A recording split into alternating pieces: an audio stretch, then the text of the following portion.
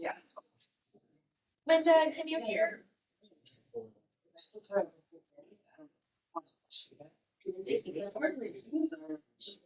I did. Hey, I see. Oh. Thank you every day.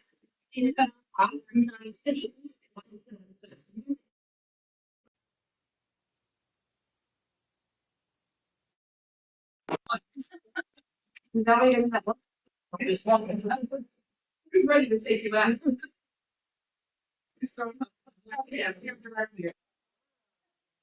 Yeah, I do. You're good to go. I do. Thank you, Jen. Thank you, Dave. Yeah, and then it's just like everything went out of there. It's one. The software. Yeah, so it's. Yeah. That took me out or that. No. Oh, no, I didn't get them. I have You guys didn't know the video. She's really great.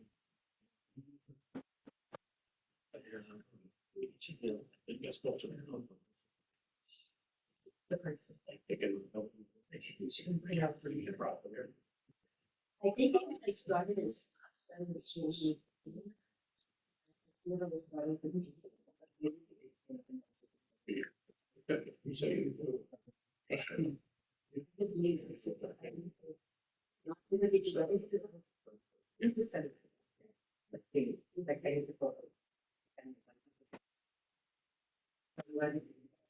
handle.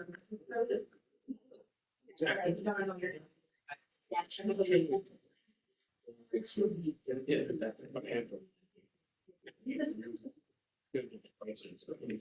not good.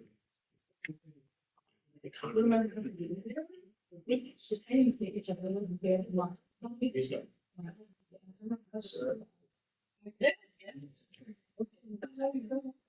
Yeah. Thank you for this encouraging information. 40%. Did you really? Yeah. Yeah, I Oh, no, we're missing. think like I can hear you. I talked to the OPs. They're still working on this. Dad, can you hear us? Yes, I can. Procter and Gamble. Right. Linda? Yes, can you hear me?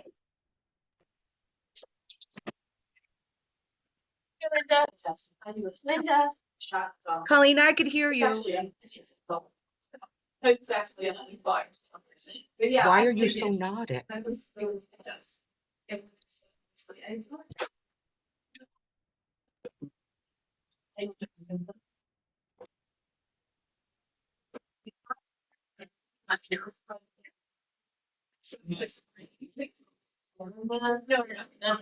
So Linda will have the first one. Chat thing. The other one is be jumping on. We're astounded.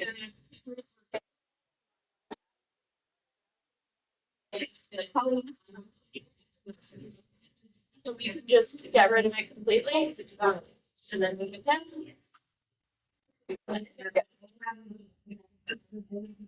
But we just have everything.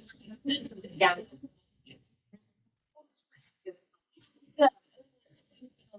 Yeah.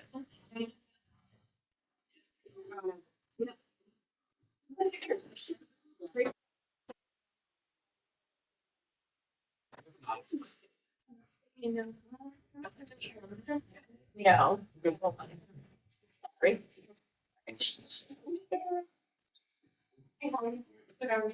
That becomes too big and then you can't see all this.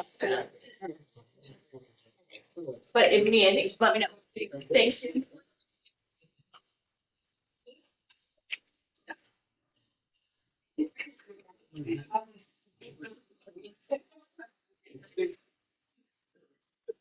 You.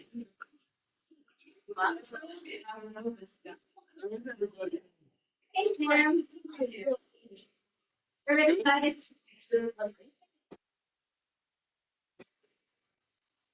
We get started and come to the filter in.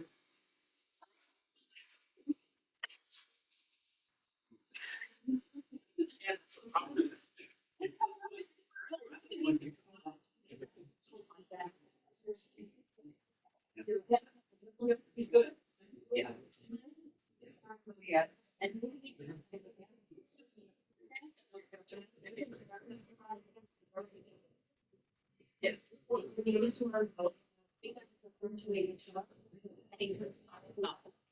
Right. I see him up in the background. Makes sense.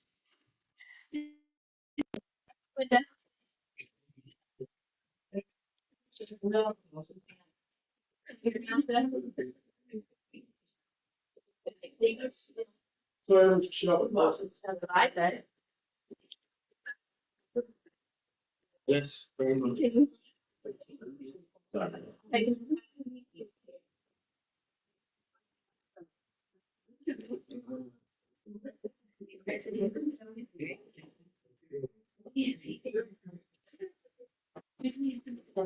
Since you said.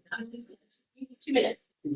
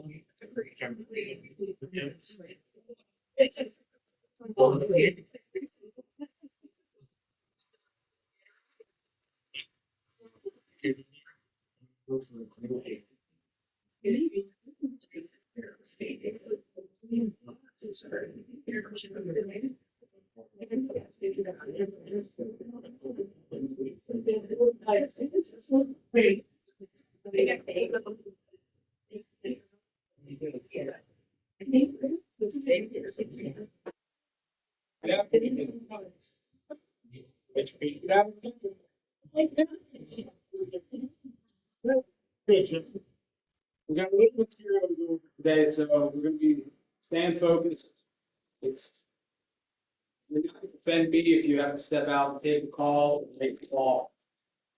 This is the second time I'm teaching in this class here, third time teaching it all, so I'll be probably the third worst time I've ever taught it. But better than last time, and certainly better than the first time I was here. So how's everyone doing? Everyone excited for what's coming? Excited for change? Yeah. The opportunity to change. Skies is work. Skies is challenge. Some people in the market are going to be phenomenal. Others are going to have a real hard time. So the reality is this is a great opportunity, whether you're new to the business, whether you've been in the business for a while, to take stock in where your business is, to look at it critically, to see what you're doing well and double and triple down on that stuff. But then where do you need improvement? Where do your systems need improvement? Because obviously our industry is under some form of a siege right now, where there's a perception out there that we don't do really enough to justify what we charge, how we get paid.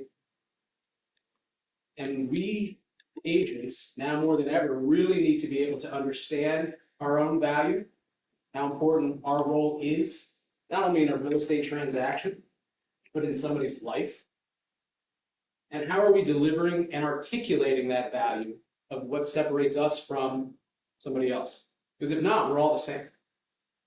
And all we are is the door opener. How do people value somebody who doesn't offer value? So this is what this course is about. I'm very fortunate to be, didn't know it at first, but been part of putting this course together. A couple interviews that came through Keller Inc. and then KWRI, which then 2 weeks ago, did not move with a feather, but turned into a one-on-one interview with Gary Keller. So what Gary wanted to talk to me about was our listings and our business being listing centric, listing focused. And I let him know that I was teaching this class, and I asked him, what is it that he would like agents to get out of this? So real quick, those who took this class at least one of the 4 times it was taught digitally. And who was here when I taught it a couple of weeks ago? Anybody in for a second time? Thank you. What Gary told me is what he would really want every one of us to take out of this is to know our value, to have confidence around the value that we provide, and to be able to articulate it and then deliver on it. So that's what this is going to do a deep dive in.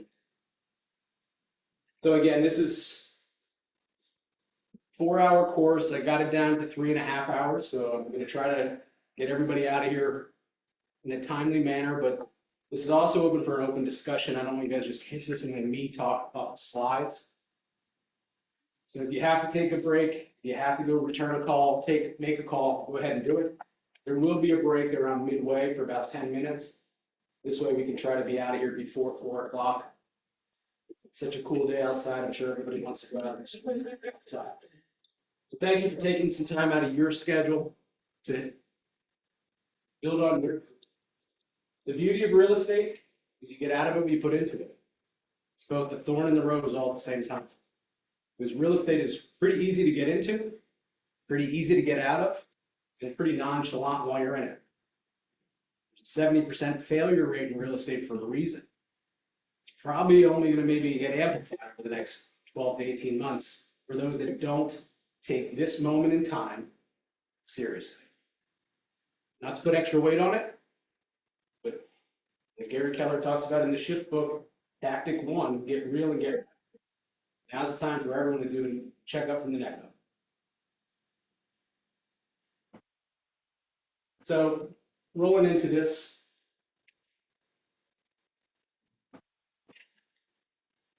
a little bit of just some legalese, but this is something that is something we have to really still pay close attention to. There is a Keller Williams agent out of the Lehigh Valley that is going through some things right now due to the do not call registry. That could derail a year or potentially derail a career pretty quick. So all of us must comply with the TCPA and any other federal, state, or local laws, including for business-to-business calls and texts. Never call or text a number on any do not call list, and do not use an auto dialer or artificial voice or pre-recorded message without proper consent. And then if you have questions, contact your attorney to ensure that you are conducting your business in compliance. And where we are now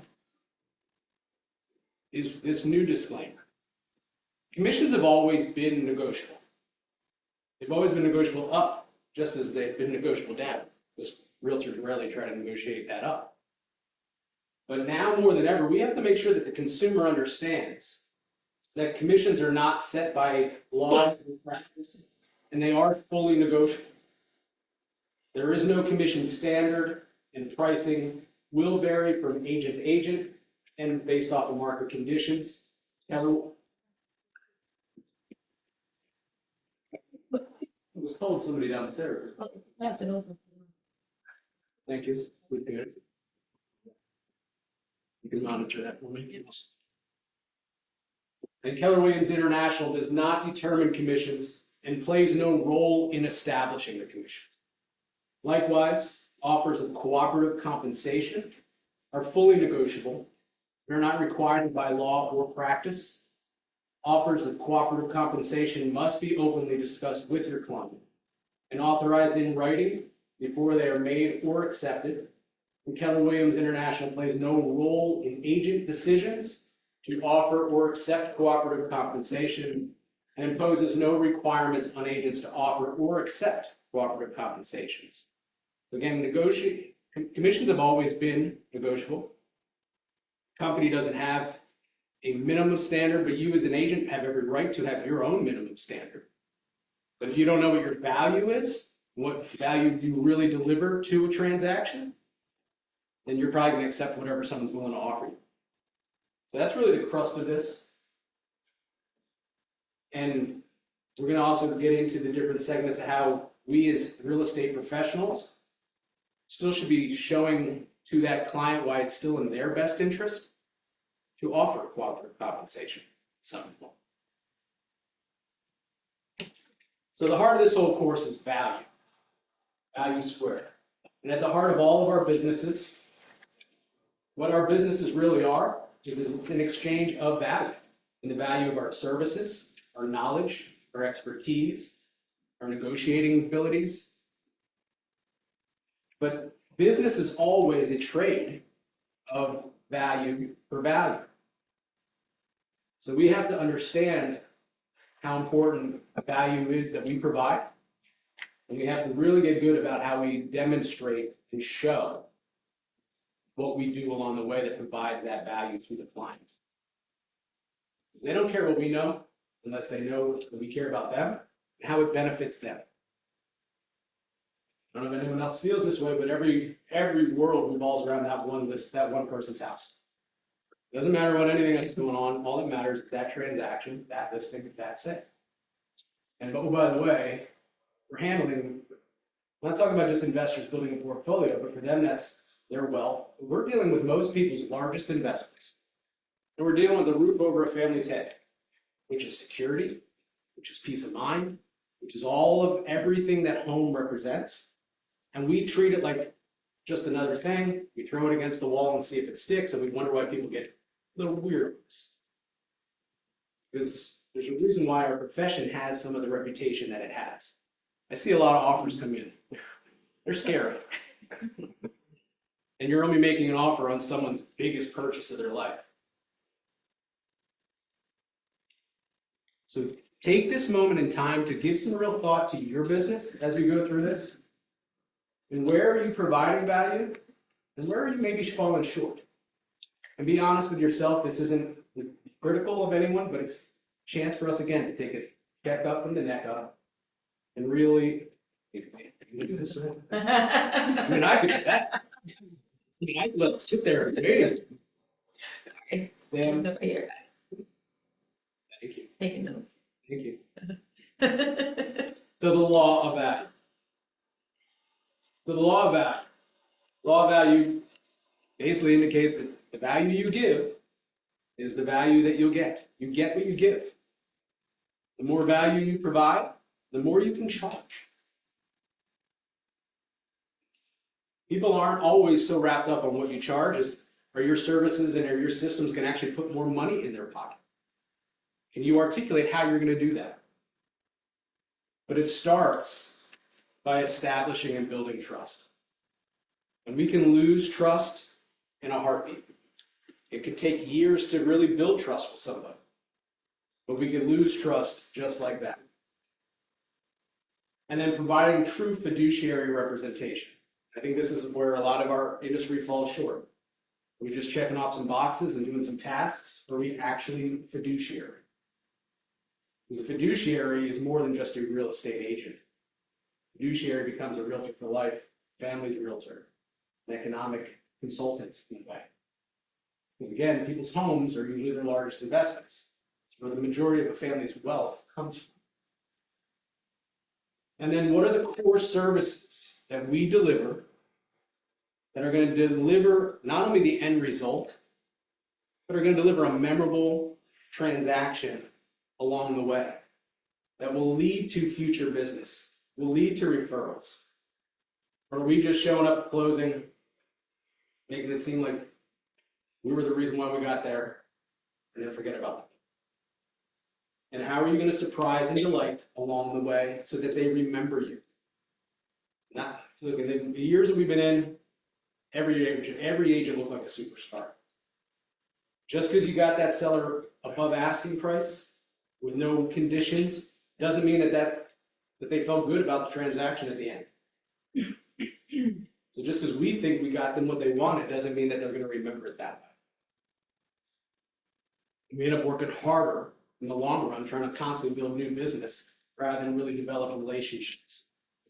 Make your business predictable, consistent, that you don't have to worry necessarily what the market's doing. You might have to work a little harder, but you're going to land on your feet in any market. So the law of value, this is where it all starts and begins and also ends and lands or falls apart due to the lack thereof, perception of a lack of value. You're going to see this model a couple times in this class. And there's 5 core things that we all do. But within those 5 core things is where we differentiate ourselves. And within these things, there's two pillars we already touched on. One is establishing, building, and maintaining trust. And that you do by demonstrating your knowledge, demonstrating your skills, your expertise. It starts with how do you show up? How do you answer the phone? Do you speak like you know what's going on in the market? Or are they going to call somebody else? And then that fiduciary responsibility that we all take, whether we sign a listing agreement or a buyer agent agreement, we've agreed to be a fiduciary for that person. Are we acting that way at all times? Are we representing their best interest, or do we just want that commission? But within those two main pillars, there are those core services that we provide. That deliver that client experience, and adding those surprise and delights, those extras that makes it memorable. It makes them want to then tell their friend or family member about the transaction they just had in a good way. They will run up and down 611 telling everybody who not to call in a heartbeat. We have to work so hard, hope to get a referral, hope to get a repeat, hope to have a customer down the road. So those core services, delivering the experience and adding some surprise and delight. We're going to talk about both the listing side and the buying side. So how do you establish trust? If you don't have trust, they don't believe that you're going to be the one to deliver the end result. Why would they choose you? Unless you're the cheapest option out. Unless you tell them the price they want to hear. But how do you establish that trust? This is pretty powerful. It's very simple. There's a lot of things in this class that for those that have been in the business for a while, they might think is pretty basic, simplistic. But I think those of us that have been in it for a while, we gotta check our egos and realize that at the core of this, maybe there's some areas of this that we're maybe not as in tune to as we once were. But you have to start with that method. If we don't understand that behind every purchase, behind every sale, there's a why. If we don't understand why that purchase means something to that family, that individual, why that sale matters.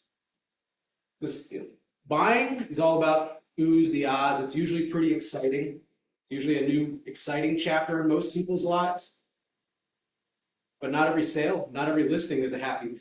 Not every seller wants to sell. Sometimes life throws a curveball. Maybe they're selling because of a diagnosis they received, financial, relationship.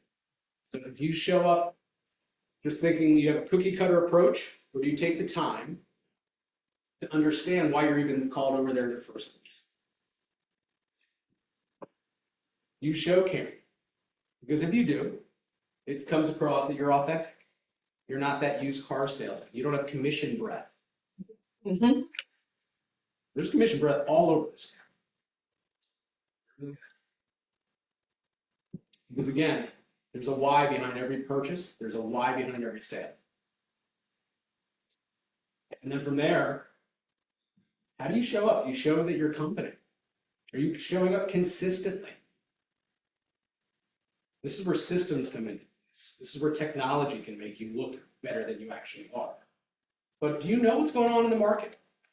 Are you paying attention to trend lines? Do you know what's going on in their district, their HOA? Or is the market still pretty good? Or is the market really hard? Just depends who you ask. What is your skill level? If you're new to the business, don't be intimidated by this. Lean on the skill of the office, company, the training that Keller Williams provides. If you've been in this business for a couple decades, what's your skill level? Talk about your experience. Testimonials sell. Stories sell. They don't want to hear why you're the greatest thing that ever walked the faith of real estate. But how did you help somebody else in that similar situation? With your knowledge, with your skill, with your systems. You run a team with the members of your team. And are you going to communicate through this process transparent, honest? When my career took the turn to that next level is when I got comfortable having uncomfortable conversations. Doesn't mean I like them. Doesn't mean I go in every day going, yeah, I get to deliver some news today. You've been in my opinion, but that is when my career took that next step, is when I became comfortable having honest, real conversations, because they need that reality. It's for their best interest. You got bad news to deliver, and you wait till the end of the day, call doesn't get easier by 4 o'clock. And every call along the way, that phone weighs 1,000 pounds at the end of the day. And all day long, you think you've been actually lead genning or on an appointment, but subconsciously you're thinking about that call that you have to make. And then showing up consistently, competently, communicating openly and honestly, you start to become dependable in their eyes. You tell a seller you're going to call them once a week, you better make sure you call them once a week, or don't tell them you're going to call them. Do you have market reports? Do they look the same? Do they come out the same week of each month? Do they have a brand to it? Or are you just throwing a bunch of stuff out randomly and wondering why nothing seems to stick? Or wonder why other agents always seem to get lucky. There's some lucky agents out there. Some lucky agents in this room. But I know those agents that get lucky, they're showing up every day, whether they like it or not, doing what success requires. And maneuvering the monotony of success. The boredom of success is doing the same thing, day in, day out, lead generation, lead following. Whether you feel good that day or not, it doesn't care. In our world, we call it it. The market doesn't care. Your goal doesn't care. The goal doesn't owe you a damn thing. The market doesn't owe you a damn thing. Life doesn't owe you a damn thing. Are you going to go out and make it happen? So those of us that have been in the business, this might be a good thing just to revisit. Maybe this is a visual you want to start incorporating into your buyer and seller presentations to separate you from somebody else. But at the core of trust is these 4 major pillars. Not as good as we think we are. So we build trust up front and over time, but we can lose that trust so quickly, so innocently enough. In today's world, everyone's great till they're not. It's another thing we say. Every client's great till they're not. And sometimes it's a razor's edge. All of a sudden, got something that's got their nose out of it. So how are you demonstrating it? Are you taking the time to let them know that you understand their needs, wants, goals? Sometimes you have to go back and reevaluate them. There's times where I have to go back to clients and just ask, listen, has something changed? Because when we met 2 months ago, you told me this is where you wanted to go, when you needed to be there. But has something changed? Because sometimes life and goals do change. And I need to understand why maybe they're turning down showings when they were so eager to sell and had to sell immediately. And again, how are you showing up, proving your competence? Do a little homework before you return a phone call. If seller's asking you for feedback, there's a reason why they're asking you for feedback. They feel like maybe there's not the communication that they need. But go and get that feedback. Or if you don't have it, listen, I don't have that feedback yet, but I promise you I will follow up again and get back to you. Transparent, honestly. Listen, a lot of stuff we do behind the scenes to keep a deal going the way it should, and don't necessarily panic the principals until we have to. So it's not that we have to make people panic if it's not necessary. But if we're hitting a bump in the road, if there's a challenge, we need our clients to be aware of that ahead of time. And maybe that might also help show them all the stuff that we're doing behind the scenes to keep the plane moving and land safely.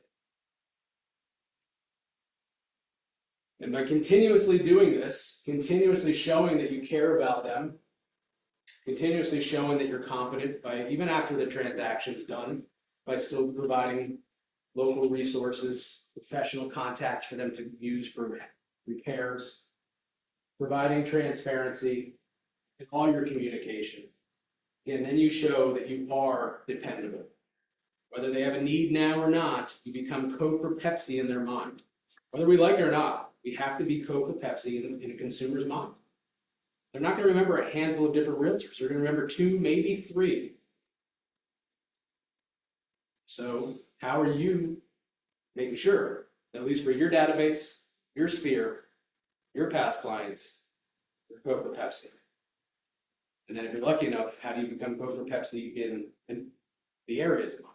That takes time. It takes real consistency. We lose this in a heart. We lose this so innocently. And I think a lot of times we overlook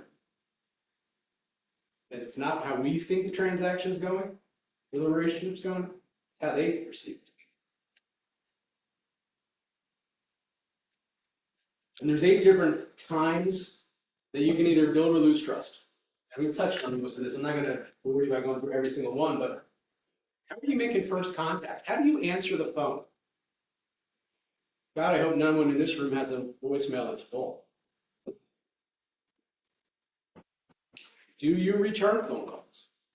If you don't, is someone on the team returning calls on those things that are in their area? Or are you one of those agents that just has a reputation in our market that isn't as professional as others?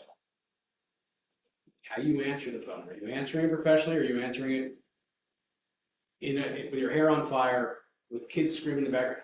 Let that call go to voicemail, as long as your voicemail is not full. If you're on an appointment, be on an appointment. Be with the people you're with. But what does your voicemail sound like? Is it just some song?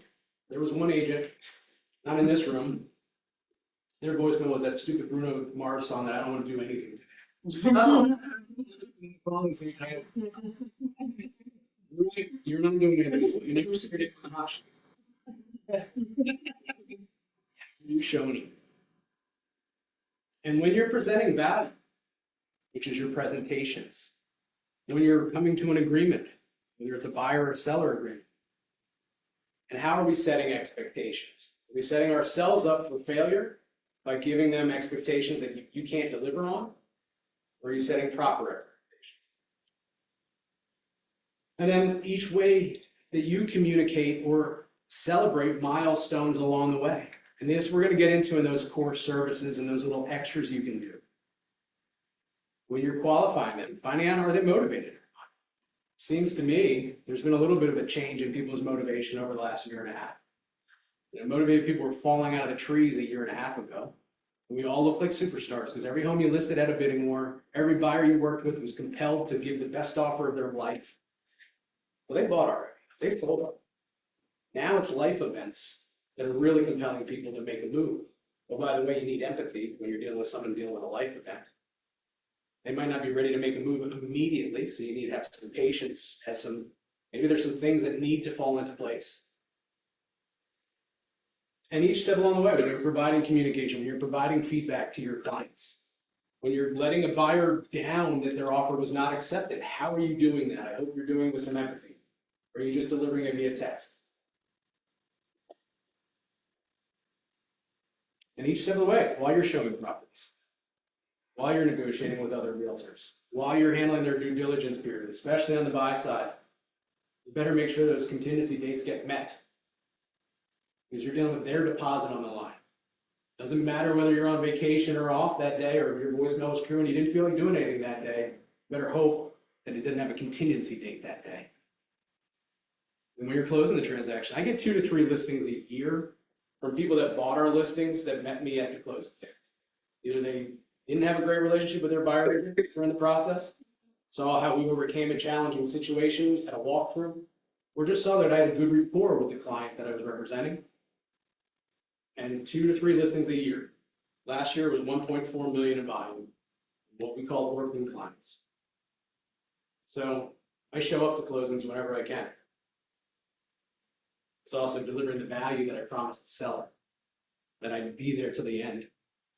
But lo and behold, you can become Coke and Pepsi in other people's minds. So how are you showing up? In these 8 steps. And this is a chance again for us all to look at our systems and our processes honestly and critically.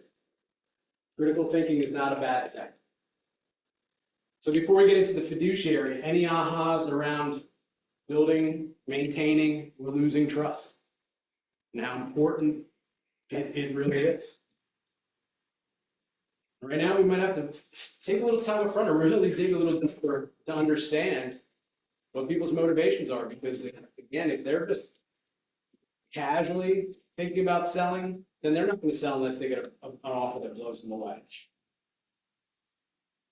Or if they have to sell, but they still think it's 2022, you gotta set proper expectations. Or you're just setting yourself up for potential failure. Bob Hay was in class 2 weeks ago, and Bob's the one who deals with all of our calls where clients have indicated to him that they no longer trust their agent. There's probably lack of communication, lack of showing up. We're setting an expectation that was never realistic to begin. You were broker of record for a while. Would you ever step back into that again? Right? You're cleaning up messes that you didn't even create. Yeah. Well, you asked for ahas, I mean, my aha, I'm gonna take to my team, we're gonna do a brainstorming session on this topic. Have systems in place, obviously, but I think they can suppress it, like, Listen, what else do we do to get better experience for people? Smoother for everybody. Nothing's gonna be 100% perfect. We all know that. But just looking at things critically. Because I don't know, the cheese has moved. So just because you had a system that worked in that automatic conveyor belt market, you have a system to service a client that's going to be on the market more than 30 days. Or is everything going to be multiple offers in that opening weekend? And I never even have to give that seller feedback. Or do you have to prep them for price adjustments? Again, my career took the next step when I got comfortable having an uncomfortable conversation. I learned how to tactfully rain on someone's parade. Sometimes putting the monkey back in the back it belongs, theirs. If I was a magician to pull a buyer out of a hat, I'd charge more commission than I charge. So, fiduciary. Every time we enter into an agreement to represent buyer or seller, tenant or landlord, we've entered into a fiduciary contractual agreement. This is something we have to take into consideration. So it would make sense to maybe take some time up front to understand, do I understand what that buyer really wants or needs? And for one, can I find that in this market? Before I just agree to be their fiduciary and try to, again, pull out a rabbit out of a hat. Or do I have to have some honest conversations with people in the qualifying process to really weed out who is ready, willing, and able to do what it takes to be a successful buyer and seller in the market climate we're in? I'd rather turn you down than let you down. So hey, look at that, back to the model. Again, establishing trust, we just talked about, but fiduciary, representing their best interest at all times. Are you a strong negotiator? I think, listing agents were in the last couple of years pretty strong negotiators. Buyer agents didn't have much opportunity to be strong negotiators because then your buyer didn't stand a chance. When the market is changing, are you able to nuance concessions into your offers?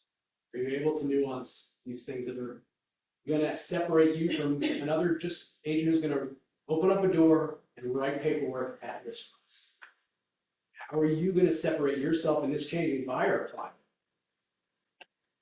Or are you just going to work for whatever someone feels you're worth? So, again, this is for those of us that have been doing transactions. This is pretty simplistic, but functionary. Our team had roles set up at times that were set up during the height of the market that were functionary roles. To get onto our team, if you were brand new to the real estate industry, you began as a showing agent, which was leverage for our buyer agents. And they were, in essence, opening doors. They were a functionary role. And the buyer agent then stepped in and handled all those negotiations and had a more fiduciary role in that transaction. Are you showing up as a functionary who just basically is an order taker, checks off some to-do list things off of boxes? You're, in essence, just showing what they send you. They just opening the doors, or are you nuancing it? So as a functionary, it's a shallow relationship versus somebody who is in real relationship as somebody's advocate, agent. And as a functionary, there's less pressure All you are is completing tasks. When you sign on to that fiduciary, then you are agreeing to handle more responsibility. By the way, you get paid more because you're taking on more. And are you just regurgitating what the MLS is showing? Are you actually nuancing it, explaining it, showing them trend lines that are forming and how it would benefit them as a buyer or seller to either take action now or maybe not take action now? As a fiduciary, might tell somebody, you know what, based off what you've told me, based off of the market sentiment, maybe now's not the right time. But a functionary just wants that list. It'll expire 6 months later. Fiduciary might turn down a listing if it's not the right time for some. But you build that relationship, trust, and when the time is right, you will be Coke or Pepsi. And are you anticipating what those next steps may be based off of what they told you they want to accomplish? Or based off of your experience level? We all should know when a transaction is starting to go off the rails a little. Things get a little quiet. Things don't feel like they should. As a fiduciary, are you anticipating that? Or are you waiting till all of a sudden somebody sends you a termination letter? That's, again, fiduciary is going to try to play ahead of it. Focusing on the end out versus just checking off some tasks. When you build and run a team, there are roles within the team that are functionary. It's not to diminish functionary roles. Those functionary roles can take their roles very serious like a fiduciary and own their roles. But as the agent, you're the fiduciary for everything that goes on with your team. So you need to make sure that you're on top of these systems, paying attention to these systems, meeting with your team to get debriefings on, is something starting to look shaky? Because when you do all that, you become your replacement. You become that realtor for life. You become that person who you have advocates out there actually listening when someone talks about real estate and they're like, hey, I got a guy, I got a guy. And again, we get out of this business what we put in. So the higher level of skill we offer, the higher we can charge. So this is something to look at and just, again, critically look at how you've been operating over the last few years. The market has kind of allowed us to be functionary and still be okay.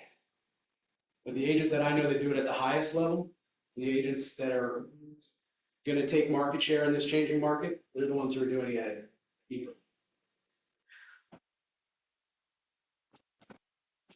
Again, this should be pretty self-explanatory. Any ahas, just, again, this should be pretty simple to understand the difference between functionary and fiduciary. But I think some of us have maybe lost sight of that at times, not all the time. And if you're going to sign on an agreement with somebody, agreeing that you're going to be their fiduciary. So we'll talk about it in the different segments, whether or not you might want to sign on for a long-term buyer agency agreement at the beginning or not. So this is where my 10,000 hours is spent. My focus for basically my entire career has been around this side of the ball. I need a buyer for every one of my listings. My answer to someone when they have a question around buyers is go find them. I think now more than ever, the agents who are strong on this side of the ball are in a better spot. Not to sound bold or anything else. If you've got the inventory, buyers will find you. I'll chase a listing for the rest of my career. I will work the buyers I can't shake. That's just my mentality. But again, I need a buyer for every one of my listings. But when you get good at this side of the equation, or at bare minimum, don't be afraid of this side of the equation. Then you can have a chance to have a life, build a career that becomes a business, that can become where it's just you, to us, to them. Trade money for time. But in the beginning, you better get good, and this needs to be where your unfair share of your focus is. So those that are intimidated by the listing side, it's okay, but I would get over those concerns you have. If this means you got to spend more time working on what you're uncomfortable, this is where you need to spend time. But this is where our team's focus has been for the last 2 years. because I had functionary roles on my team. And because of honest feedback that I get from team members, I saw how those functionary roles were actually diminishing how people viewed their own career. I'm only a showing agent. I'm only a buyer's agent. No, you're an agent. And now everyone on our team, the last 2 years, has been painstaking. We go through weekly trainings, morning huddles, building the skills around the listing side. Because if you can list, you can sell any buyer that wants to look at the who's and the odds. Just because you can sell a house to a buyer who wants to buy a house doesn't mean you can navigate that conversation to list a home at the right price and terms. But if you have inventory, you can have a life in this industry. If not, you're writing that offer at 11 o'clock because there's a midnight highest and best deadline. Instead of being the one that sets the deadline. But along this side of the ball, it's not all a walk in the park. There's a whole lot of skill that you need to develop. You have to be good at having uncomfortable conversations. But this is what's going to allow you to go on vacation and let the other 1,100 members of our MLS or whatever number is fight over your inventory.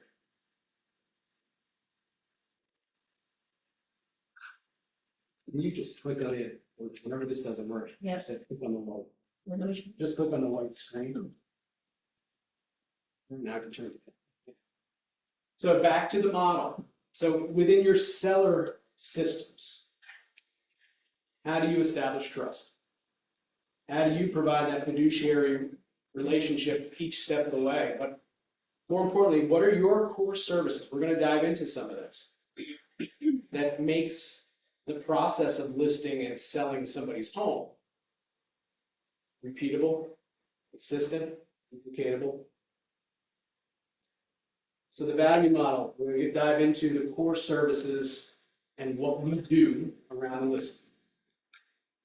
But every seller wants, now, not every seller, but then I think you probably would agree that probably 99% of sellers, what do they want? They want to sell their house for the most amount of money, the least amount of time, with the least amount of headaches or hassles.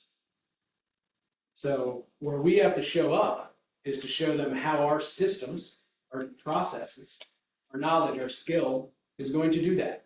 Where are you going to put more money in their pocket? And it might not just be pricing it at the house at the price they want. Cheap sellers think they put more money in the pocket just by getting an agent who's going to charge them less. But you get what you pay for. Or can you articulate that because of our team and our systems, we're actually selling homes above the market in less time? And how does your team, or you, if you're a solo agent, that's fine, but what are you doing once you have a buyer in place? Because finding the buyer is the tip of the iceberg. How are you getting to closing on time, smoothly? You know, by the way, trying to bring in some memorable experiences along the way that are surprises and delights. But at the end of the day, we don't take the time up front to find out what's most important to them. We just assume they want the most money. It might be the smoothest, cleanest deal. It might be that I've got to get out of here and to my new location by this date. But if we just think everybody wants the most amount of money, we're setting ourselves up for failure off the bat. Because you might get them the most amount of money, but if they don't get to where they need to be when they need to be there, it costs them something. Or if it is white knuckle all the way to the closing table and you screech into the title company's parking lot, was that something they're going to recommend to their friends, family members? So this is something that we just have to keep in mind, but it's up to what's important to that individual. Because the world revolves around what's important to that individual.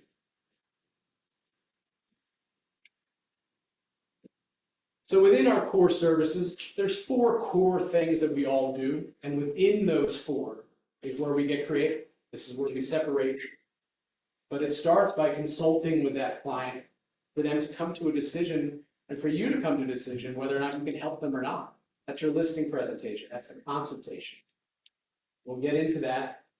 And then how are you going to market the property? You're just going to put it in the MLS, cross your fingers, say a prayer, and hope somebody finds it? In the previous market, that happened all the time.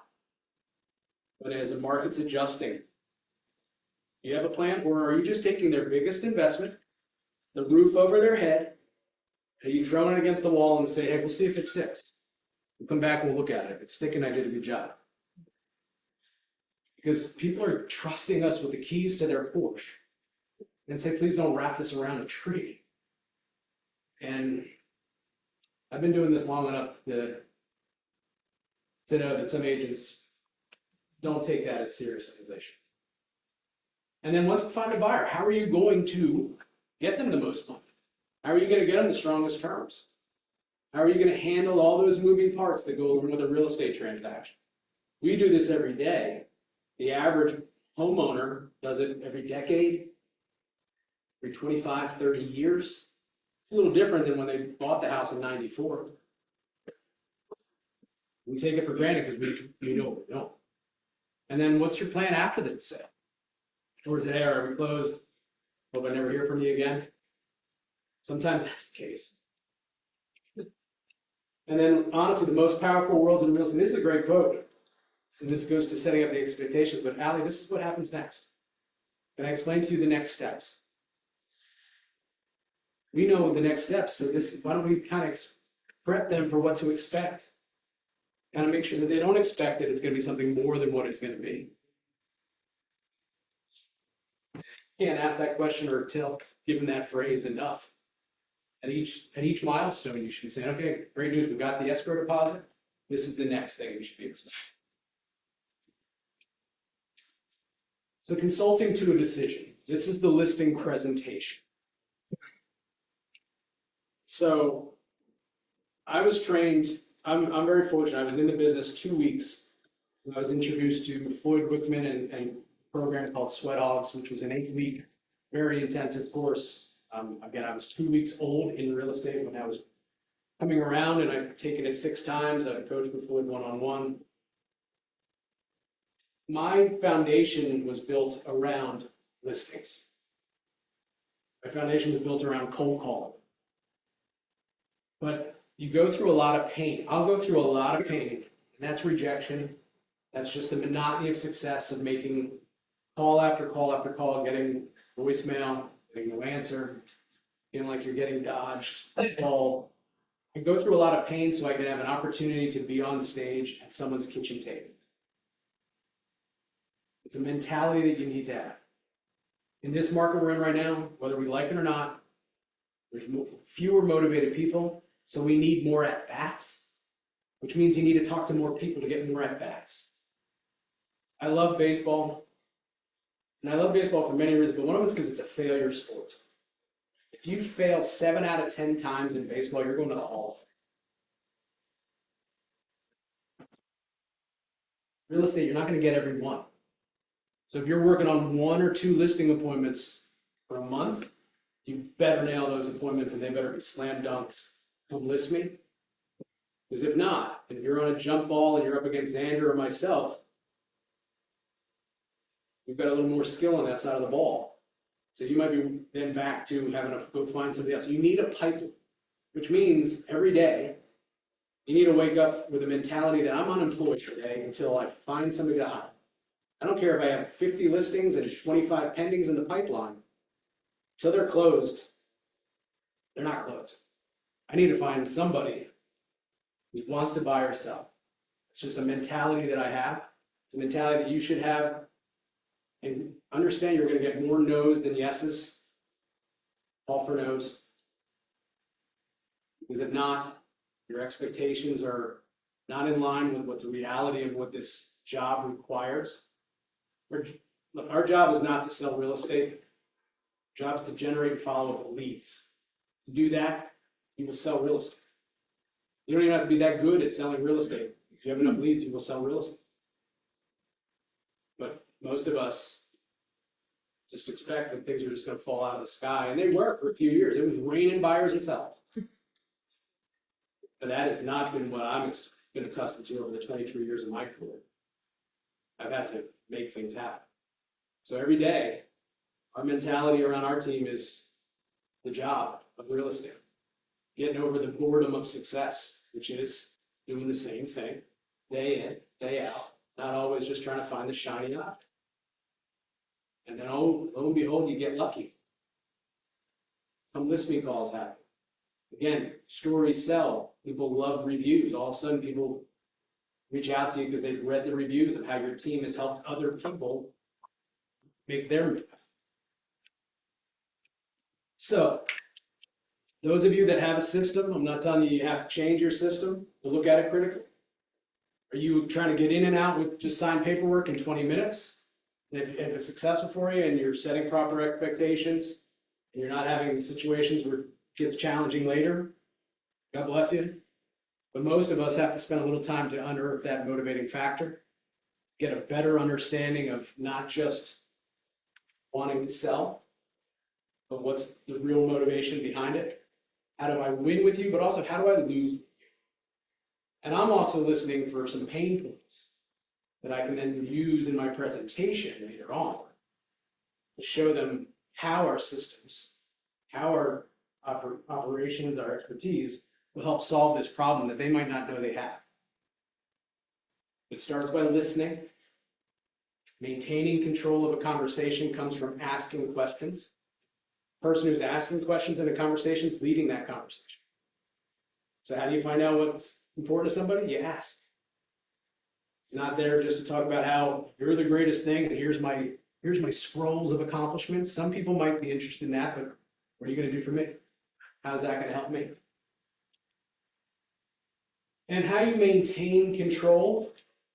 So any of us who've gone out on an appointment with a doctor who are going to have a major procedure, a minor procedure, the doctor kind of takes you out onto a mental safe island. They explain what's going to happen. They don't just knock you out and you wake up and you got stitches. They explain what the process is. I don't know how you're approaching your listing appointments, but that's how I would. Allie, thanks for letting me stop by tonight. Before we get started, I'd like to just explain to you how I like to work. I'd like to just start off by just sitting down and chatting with you. Every home's different. Every seller's goals are different. Rather than just have a cookie cutter approach, I want to understand what's important to you, not just selling the house. And then after we sit and chat, I'm going to ask you to take me around so I can take some notes so you can give me a tour of your property. And then we're going to sit back down at the table and I'll explain and introduce our team to you, explain to you the different people on the team who work with me to help you, but also our marketing approach, how we would advertise your home, how you get your home in front of those right eyes. And then I'll make sure I go over where the market is, provide you an honest evaluation of your home's value, answer any questions you may have, break down the net proceeds for you. So tonight, this way you can understand whether or not this makes sense for you or not, and I'll be able to understand whether or not I honestly can help you. Is that fair enough? It's taking them on a safe island, maintaining how tonight's going to lay out. I'm keeping control of that appointment.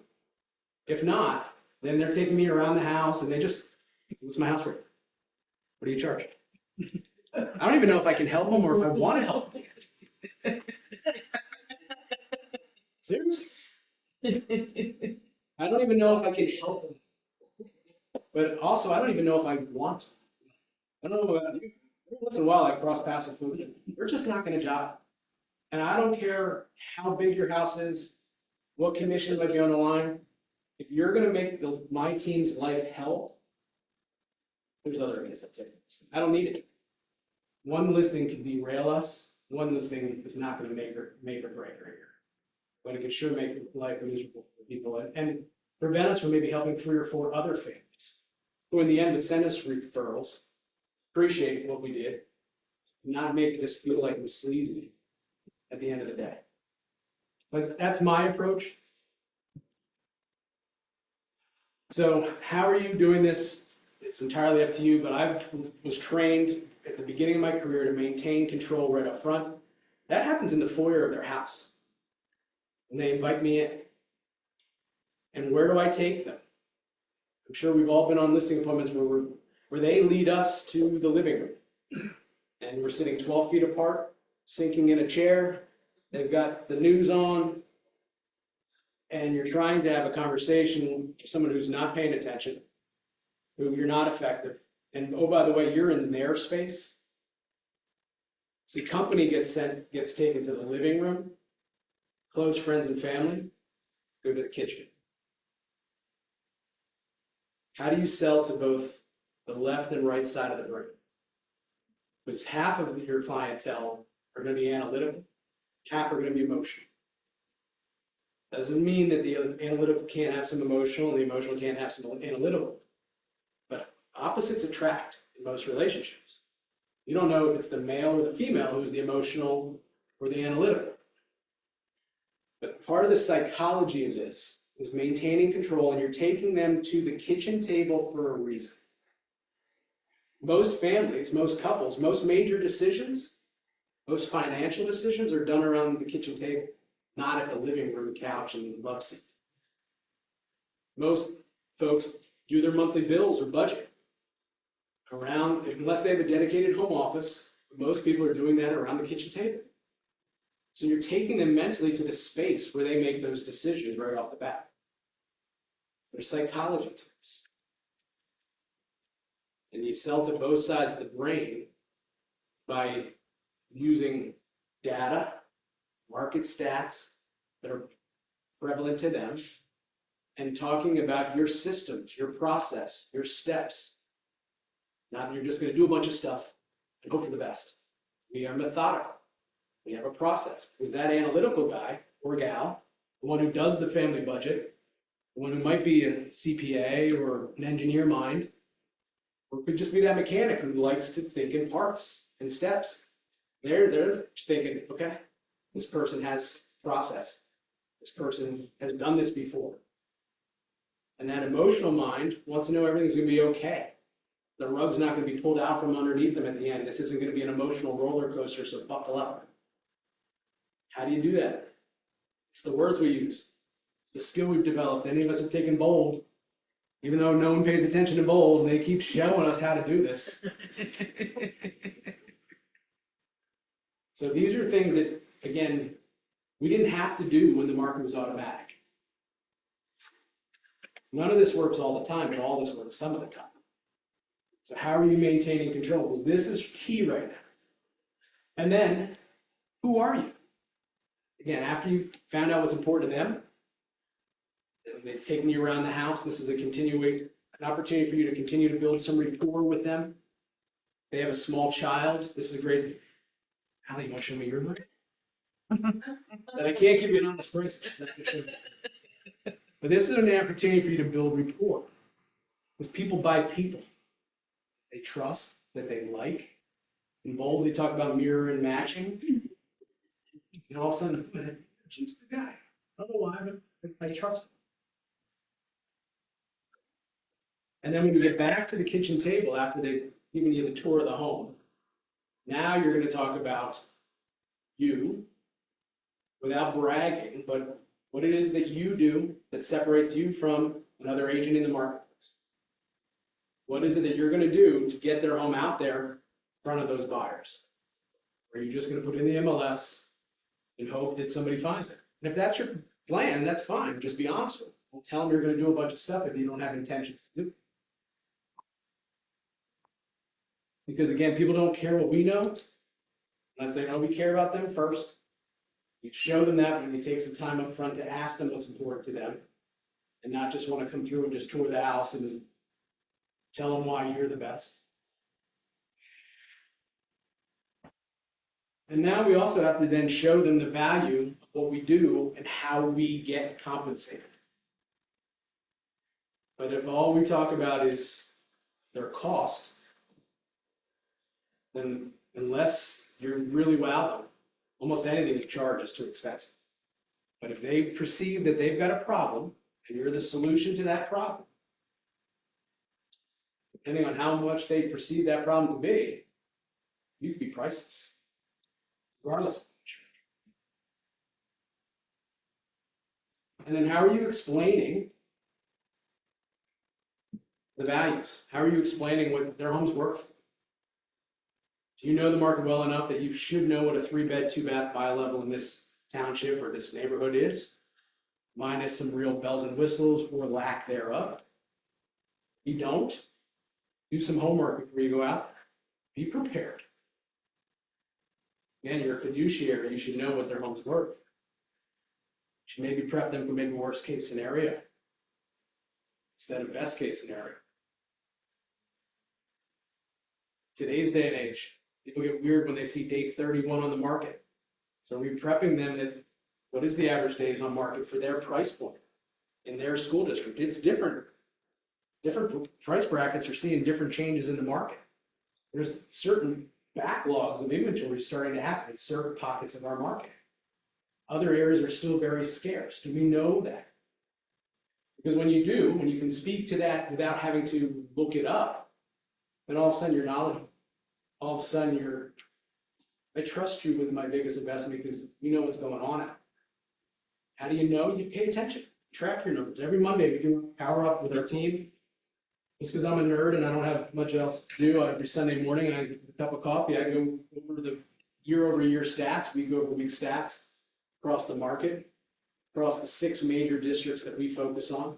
So our team has a deep dive every Monday so we can talk about the market trends. So my agents on the team can then go talk to their sellers about what's going on. When a new lead comes in and later on that day, they've got some new information. We talk about where we rank.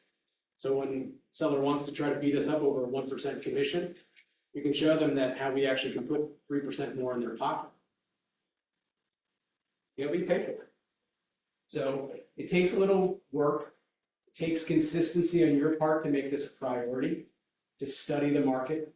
You don't have to study every aspect of the market, but you should study certain aspects. There's a district, if you have a farm, a neighborhood that you farm, then you should know everything going on in that. So, and the market is no longer automatic. These are the things. We're playing a game of inches right now. Details matter. That's what excites me. And then are you breaking down the cost and their proceeds? Are you calling it the seller's estimated closing costs? Or are you calling it your net proceeds? I like talking proceeds more than costs. I'm a salesperson. I'm very proud to call myself a salesperson. The salesman and the conman, they use the same tactics. It's the intent behind the tactics that's the difference. But what we do is influence, we nuance, we provide them information that will hopefully make them make a decision either way. Sometimes that information might make them realize it's not the time. It feels, actually it was a lot longer than it feels, but those short sale years where we're going into appointments basically telling somebody, if you want to sell, are you in a position to write $20,000, $30,000, $80,000 check to sell your house? Past client of ours, he just sold his 6th house with us last year. I met him during the short year, and he brought $85,000 to sell the house that he had refinanced during the last boom when he was getting divorced. And then the market crashed and the house up off a Rhapsody Run, not worth what he owed. And I had to deliver the news that if you want to sell in this market, which he wanted to, and he didn't want to ruin his credit, it is going to require you to bring over $80,000 to the table. 15 years later, he's now done 6 transactions with us. Fortunately, they moved to North Carolina, and I don't think there is any more left in the tank, but he appreciated the honesty, the reality, and he made the decision that made sense for him at that time. Now, there are other people that basically, in a not so nice way, told me to get the F out of their house. It was the reality of what the market was. We fortunately now don't have, a struggling homeowner has equity in their home, in most cases, right? Well, no. But can you nuance? But that's where the cheese moved. And if you wanted to be successful, you had to adapt to the times. And I developed a reputation and enjoyed doing the short sale work, but I developed a reputation in the area of that agent who did the short sale work. And co-broking agents were sending me their listings because they didn't want to deal with it, didn't know how to deal with it. Some asked for referrals, and many just take it. You don't want this listing. No. Because it was going to take maybe 7 months to sell it. You'd have to sell it 4 times before you got paid. And there were times where we were holding an inventory of 140 active listings at one time. So you had to service those people. But you also had some leverage there, and we would go on every month, we would look at, and we would call it reduce or release. We would look at who was our weakest links, what were our most challenging clients who were either turning away showings, turning down offers. one of two forms was gonna get signed, either a reduction of price or a release of the listing. We had leverage in that situation. Because you can't help everyone. You can only help the ones that are motivated. Because when you break down their proceeds and let them understand honestly what they can expect to walk out of this sale and how long it's going to take for them to get that money and their equity out of the home, then they should be able to decide whether or not this move makes sense for them or not. And by this point, you should be able to determine whether or not you feel you can honestly help them. Are they realistic? Are they coachable? Or are they already argumentative? Are they already down some rabbit hole? And is it just not worth the listing? You have the right to turn down a listing if you feel honestly you can't help. But you can only turn down listings if you have enough in the pipeline, that that's not the one listing that you've been working on for 5 months. So I'm going to say it again, get comfortable being uncomfortable around the listing side of the ball. Or else, you get into the buyer side, become the best buyer agent that Poconos has. You're going to be doing a lot of running for whatever money buyer thinks you're worth. More control of your income on the listing side of the game. And then what is your system? What is your step-by-step process? How are you going to advertise? Where are you going to advertise? What is it that you do? It separates you from another agent that they might be meeting with. Because as the market changes, we're going to be competing on more appointments, and the competition is only going to get better. Don't take any of these things for granted that it's just you're the only one they're talking to. I think every one of us has gotten burnt enough this boom years that even some of our past clients who you thought were your clients, what have you done for me lately? If you have a team, this is where you talk about your different roles that you have within your team. If you're an individual agent, how are you going to market the property? How is the company? So do you know what resources Keller Williams has to tap into? If you don't, start there. You don't really know what you can do to describe what separates you. Speak with Cassie in the coaching program. Put together some kind of a marketing plan. But also understand this. A listing presentation is a conversation. Using some visuals along the way, but it's a conversation. It's not a flip chart. It's not your presentation on your iPad. It's not going through 55 slide deck slide. Because you're going to see their eyes roll over, you're going to lose them. It's the conversation about what's important to them and how your systems are going to focus to help them with that challenge or challenges that they may have. And then the expectations. Once you tell them you're going to do something, if they've secured that listing, then are you going to run that plan? Because you better run the plan that you've laid out and told somebody you're going to do. This is where a lot of the frustration, I'm sure that Bob hears and that Lisa got when she was the broker of record, is an agent came in and promised somebody the world, told them they were going to do X, Y, and Z, and they didn't do any of it. If you're not going to do it, that's fine, but don't tell somebody you will. If you don't have the ability to, it's fine. Just do all that you can. And maybe this is an opportunity for you to start thinking of some things that once I get to a certain point, I can invest a little bit more into my marketing, then these are the things I want to do. This is an opportunity for you to look at your business a little differently and set yourself up for long-term success.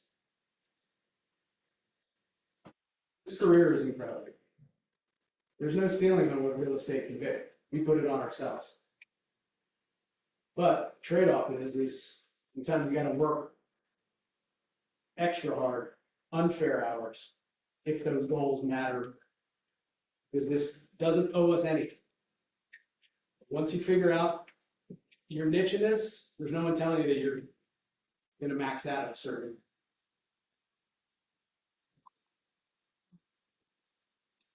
And then finding the buyer's the tip of the iceberg. It's great that you got an offer, but how are you going to nuance that negotiation? Are you going to be able to explain the pros and the cons to the seller in a way that makes sense to them? keep it simple, stupid is a philosophy I try to live by for me first. Spell it to me like it's in crayon. I can understand it. Because again, if I explain it in layman's terms, they'll understand it. But if I just start using acronyms of SEC and AOS, and we're not, get over ourselves. Break it down, explain it, the pros and the cons, so they can make a decision. Does this make sense, how it's written and presented? Is it something that's just not gonna work, should we just decline it, thank them, but wish them well? Or is it something we have to nuance, because we're back to negotiating? I ask you, when it comes to this, right, when you're presenting information and they ask you, what's your opinion? What do you think I should do? I trust what you say. You know, that, those are murky waters. You ultimately want them to kind of make their decision, Is this right? for the buyer making an offer? Buyer or seller, just kind of you get this, you present the information. At this point, they trust you with like their third, not the first one yet, but the third one. And they're like, well, what would you do? How do you approach that? So a lot of it's gonna depend on where this conversation. So, where they're at in the process. We've been on the market a while, and even if this isn't great, it's the best offer we've had, the only offer we've had. Go down, but if this was the best we could get, it still allows you to make your move. I probably would take that offer and make that move, because you've told me that getting to Orlando is the most important thing. But it has to be right for you. See, I'm not gonna be coming in real pressuring. I'm gonna let them, but I'm gonna say, listen, it's your decision, but I don't think we're gonna get better than this. It's your decision. I know it's not comfortable to waive any type of inspection. But the reality is if this is the house for you, fortunately, this is what it's gonna take to get it. That's how I would nuance it. And then again, put it back in there. This way, it's, but Alex, sometimes they just need to know it's gonna be okay. It's gonna be okay. You know, so sometimes but coming across, knowing that, again, it is probably their best move. And not just like, get it in after commission quick. Because if there could be something better, then maybe it's, listen, it might take us a little longer, but if you're willing to roll the dice, I am. It really depends on really where they are at, and based off of the activity or lack thereof up to that.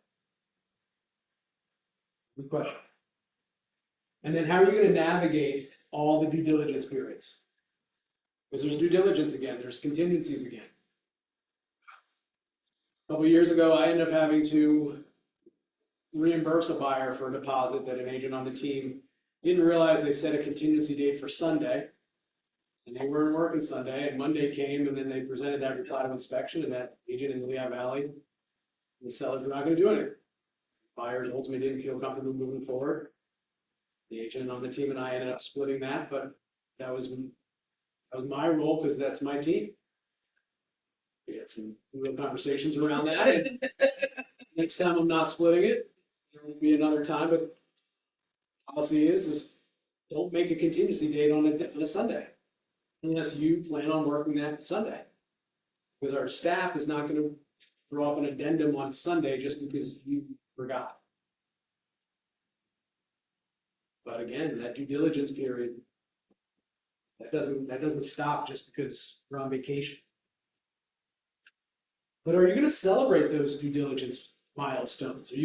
How are you gonna let your seller know that the house appraisal came back, or you got a clean inspection, or holding deposit?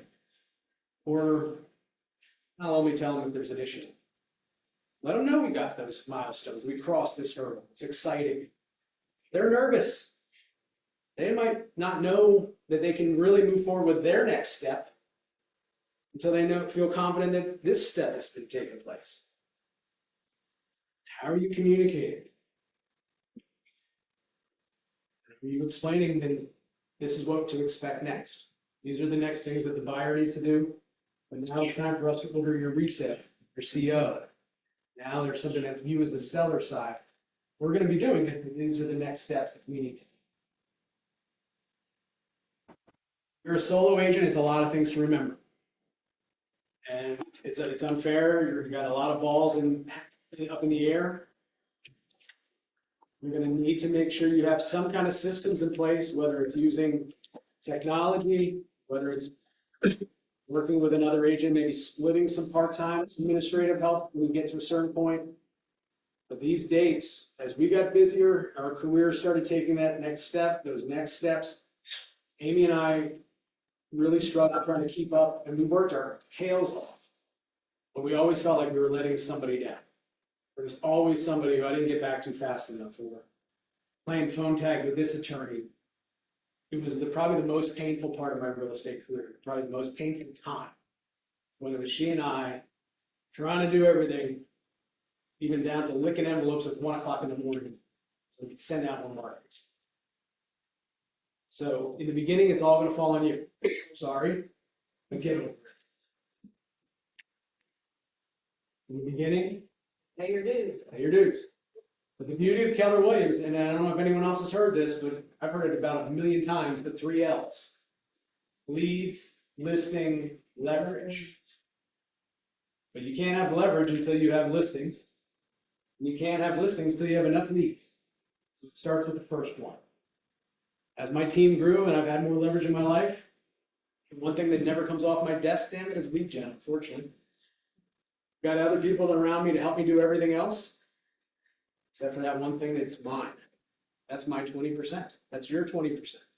But it's real easy in this business to check off a lot of boxes, a lot of tasks, feel busy today. Look up, you didn't do anything that moved your needle forward.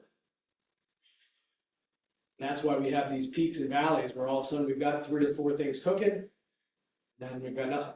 We've got to ramp everything up to try to get a couple things going. We're so busy trying to service what we've got, which is important. Then the first thing that people stop doing is lead genning, lead following up. I wonder why Xander got that listing on the hot sheet. It happens to all of us. The busier you get, the harder it is to keep up with enough lead follow, enough lead gen. So this is something to really take serious, to look at your business currently. And then what is your post? And how are you prepping for the closing, but then how are you following up post-close? You better make sure the numbers are right. You review the Alta, or you just hope it's right when you show up to close. I've seen it work both ways. Are you making sure the documents are ready? Or is it one of these deals where we all show up to the closing and we're sitting here for an hour and a half waiting for docs, or waiting for funding or something? And then are you going to verify that your seller's wire was sent? Are you going to verify that they've got the check the next day? Because I think they want their money. And again, if you want to follow through, and it's a great opportunity to thank them again. And usually in the first 7 days of a home going on the market, going under contract or closing, that is the window where that client is likely going to send more referrals to you. That 7-day period during those milestones than at any other.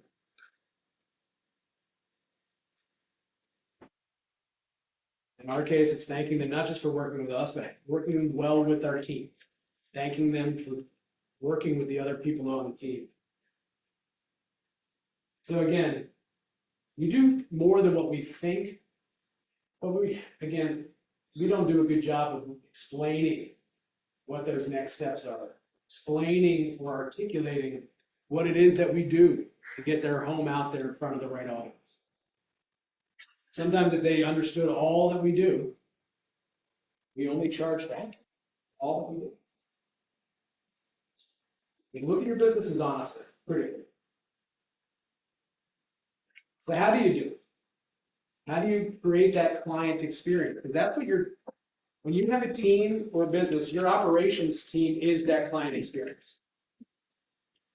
You're a single agent, you are that client experience, fortunately. So again, tell somebody you'll call them with feedback once a week, block that time out.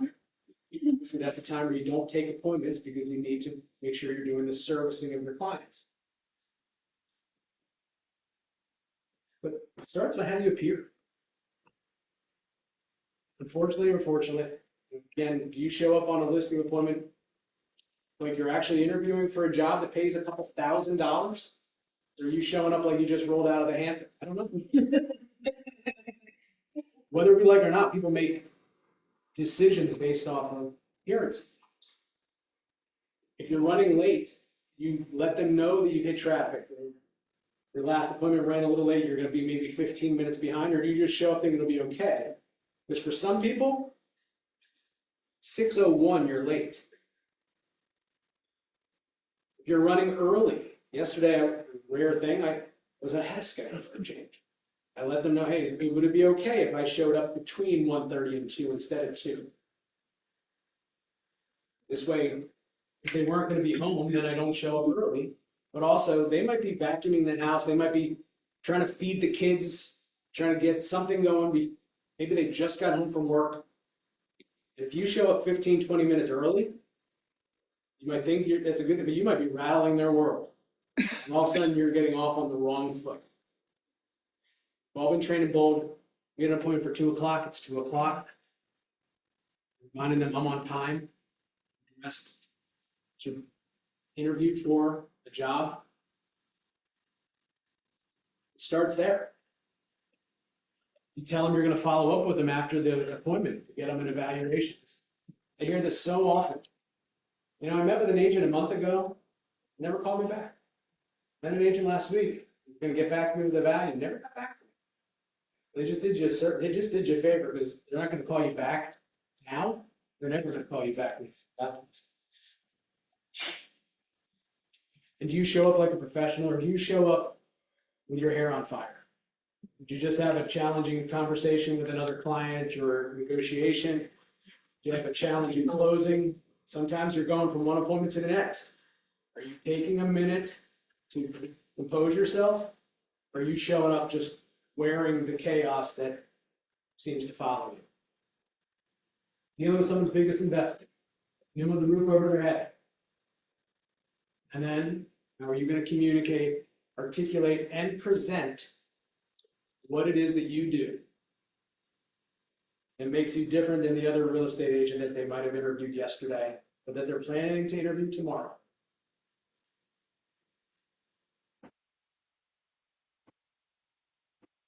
And then, are you going to be able to do anything along the way that's just going to be a pleasant surprise? Doesn't have to be over the top, but some agents do. Some agents might send little thank you gifts along the way, might send balloons when you cross the milestone of clear to close. Or is it just calling them up and saying, hey, I just want to give you a good news update for a change. We got appraisal back in the phone. Sometimes that's all they need. But are you going to do something to surprise, delight, go above and beyond? Because that's what people remember in the end. That's what makes their experience with you better than the experience that their friend had with a different agent, or vice versa. 2 family members sold their homes. One agent did a good job, got the house sold, but it was just okay. And the other agent made it fun along the way. My experience wasn't anything. Whether we like it or not, it's how do you make people feel? What do they remember in the end? How they felt. Not how much money they walked away with. Not how quickly the home sold. How did they feel during the process? Did they feel served? For some people, serving is just let them know that you're still there. Other people, serving is you got to be at their beck and call. So have you set proper expectations? You know how you win with somebody or how you lose with somebody?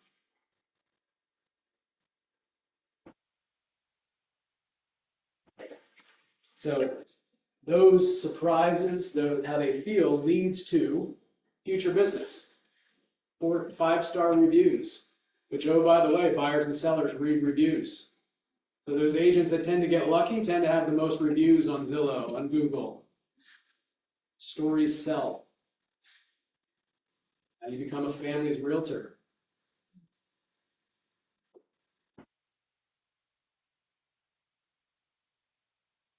So there's different ways that we can offer our services. There's the bundling versus unbundling. And I've done both approaches. We currently bundle.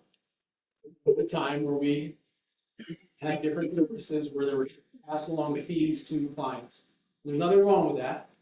We made a decision that all of our services were gonna be in-house, and that there was not gonna be an additional charge on top of the commission that we charge. It allowed us to control more, allowed us to communicate internally better, and we're not at the mercy of a third-party vendor. Nothing against third-party TCs, we used them before, but we couldn't expect that we were that TC's priority. But I can expect that I'm my TC's priority. So we added all of our services into one, so you get all of this for one fee. But you have every right to say, our commission structure is X, photography is Y, transaction coordination, or whatever you might call it, is another service. But in the world we're in, you better really be able to articulate all that value. That you're just squeezing them at every turn. There's nothing wrong with trying to make a great living in here, and I'm not trying to tell somebody not to, but there are agents that their goal is to get every dime they can get out of every transaction. You know, by the way, the state just said now we can be mortgage. But yet, there's concern that we don't articulate our value or disclose how we get paid. So, I'm gonna keep focusing on listings, everybody else, So Jim, I just want to clarify, so your fee, your personal business fee that you charge, that includes everything? the commission.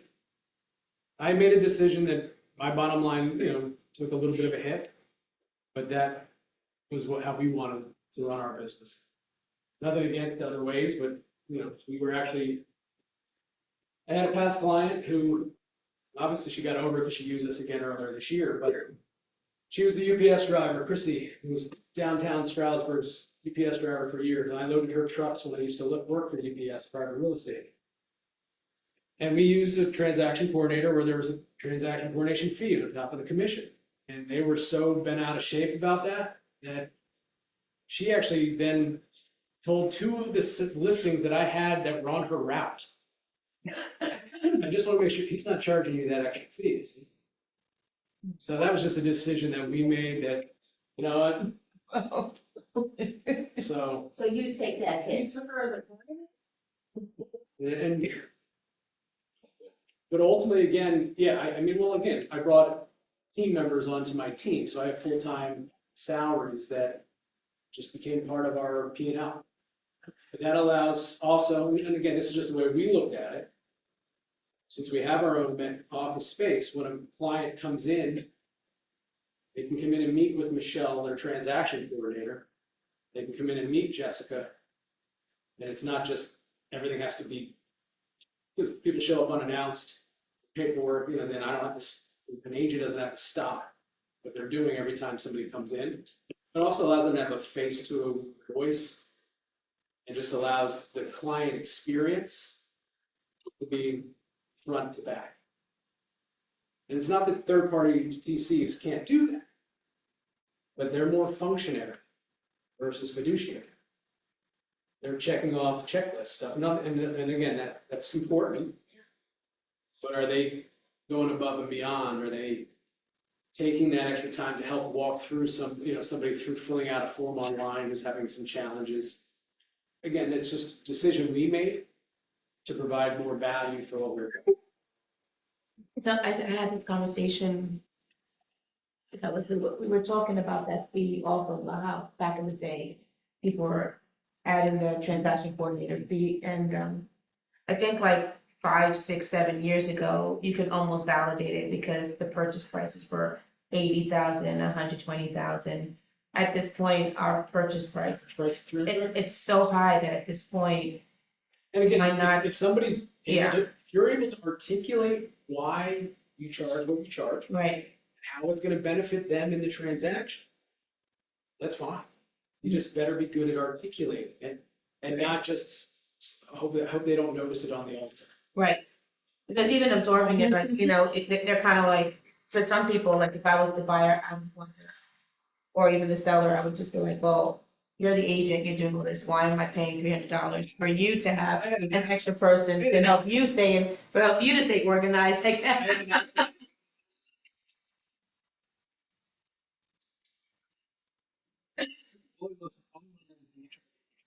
Right. Why isn't the transfer tax fee for everything under the why wouldn't the agent pay for your transfer tax if you put it? And I said, well, because they're your responsibility. Well, what do you charge? Well, when you decide you want to sit down and really talk to me about it, I'd be happy to share. If not, we should best. Mm. So again, this is a decision that each of us get to make. The good news is we're all big shot independent contractors. We can decide how we want to run the business, but again, where are we delivering value? The whole point of this is coming back to, are you delivering value for what you charge? Or are you just charging and not delivering goods?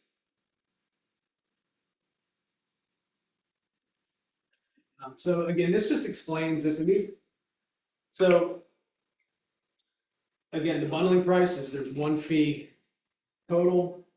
But you have the right, and this might be something, and we're looking at this, we might change things. We might have to have a menu of services, something where, listen, if I generate the buyer, the cost is X. If the buyer is unrepresenting, the cost is this. If you generate the buyer, the cost is this. These are all things that we're looking at now, honestly, and just figuring out what do we have to do to provide as many options as possible. Because I think that the companies or the agents who have menus of services will have better success. But if not, and we're gonna be selling a lot of our own listings for just one fee, unless we have something set up where, listen, if that buyer is unrepresented and they're going to the listing agent, this is what I charge to handle both sides of the transaction as your seller's agent. Things to think about, things to look at. Unfortunately, there will be agents who are not doing any of this planning, are not ready for this, who think this is not coming. And that's going to create the chaos that is waiting for us for this next 6 months, second half of this year. And some agents, their only value is I will do it the cheapest. They will, in the beginning, they'll get a few, they'll get theirs. There will be some sellers who will find a way to not pay the full commission and they think they've saved something, but in time, and it's, I don't know how we'll be able to truly figure this out since we can't use the MLS the way we used to, but I believe wholeheartedly, and this is just my personal belief, that we will be able to show sellers in time, sellers who are offering cooperative compensation, sell for more money, less time, they have fewer fall throughs, they have fewer hassles. But in this next 6 to 12 months, so there's enough data to show that, we're going to be dealing with some chaos. So how can you show them that it's in their best interest to incentivize the buyer? Because that's, again, we're salespeople. We have to show them why it's in their best interest to still pay full fee. If you don't know how to articulate that, you don't really feel confident in it, it's going to show when you try to explain it. In the beginning, there's going to be some of us that are going to have to revamp some of the words we've just been using for so long that it's going to feel weird. There's others that are really going to have to spend some time to really get confident around them presenting their value. Because once you get good at this, then you're going to realize that it's the same process, same steps to explain your value to the buyer. But once you figure out the seller side, you can do the buyer side a lot easier. I have a question, I don't know if you wanna answer it, but, you talked about offering like, having representing just the seller. I don't really like that, cause I think the buyer gets weird and then they feel like they're unrepresented and then they blow up the deal. Do you do that now, or do you see yourself doing that? Or I you're mean, just gonna be solo seller agent as opposed to just offering? I mean, I already tell people personally, I don't show my own list. Our team's set up that way, so this way I'm avoiding a conflict of interest. I've sold, in the past, and it was basically walking a tightrope. It's somebody's gonna feel like you taking their side versus the other. Listen, I don't know, I know dual agency is legal. I don't know how honestly you can negotiate for best offer for both parties.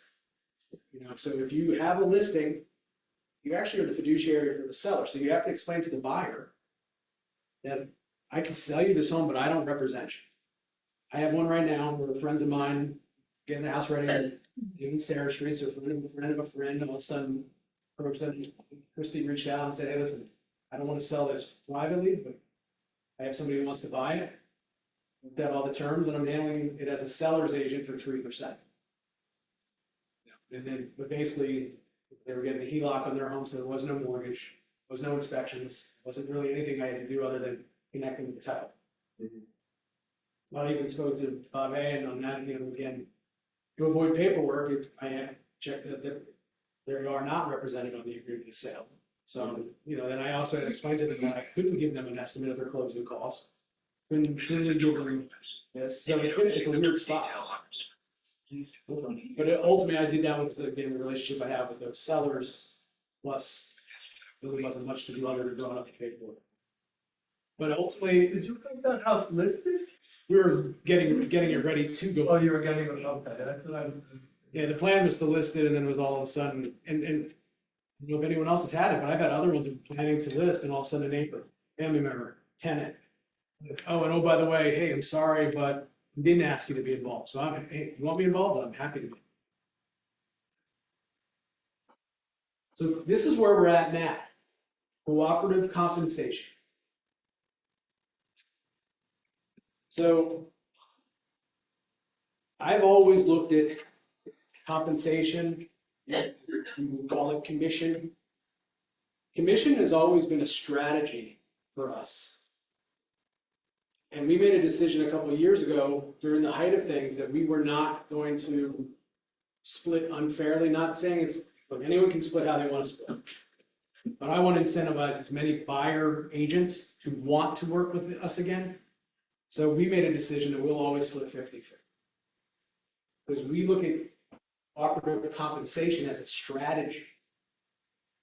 So we might leave a little money on the table, but if that house doesn't sell, then I don't make anything anyway, I lose money.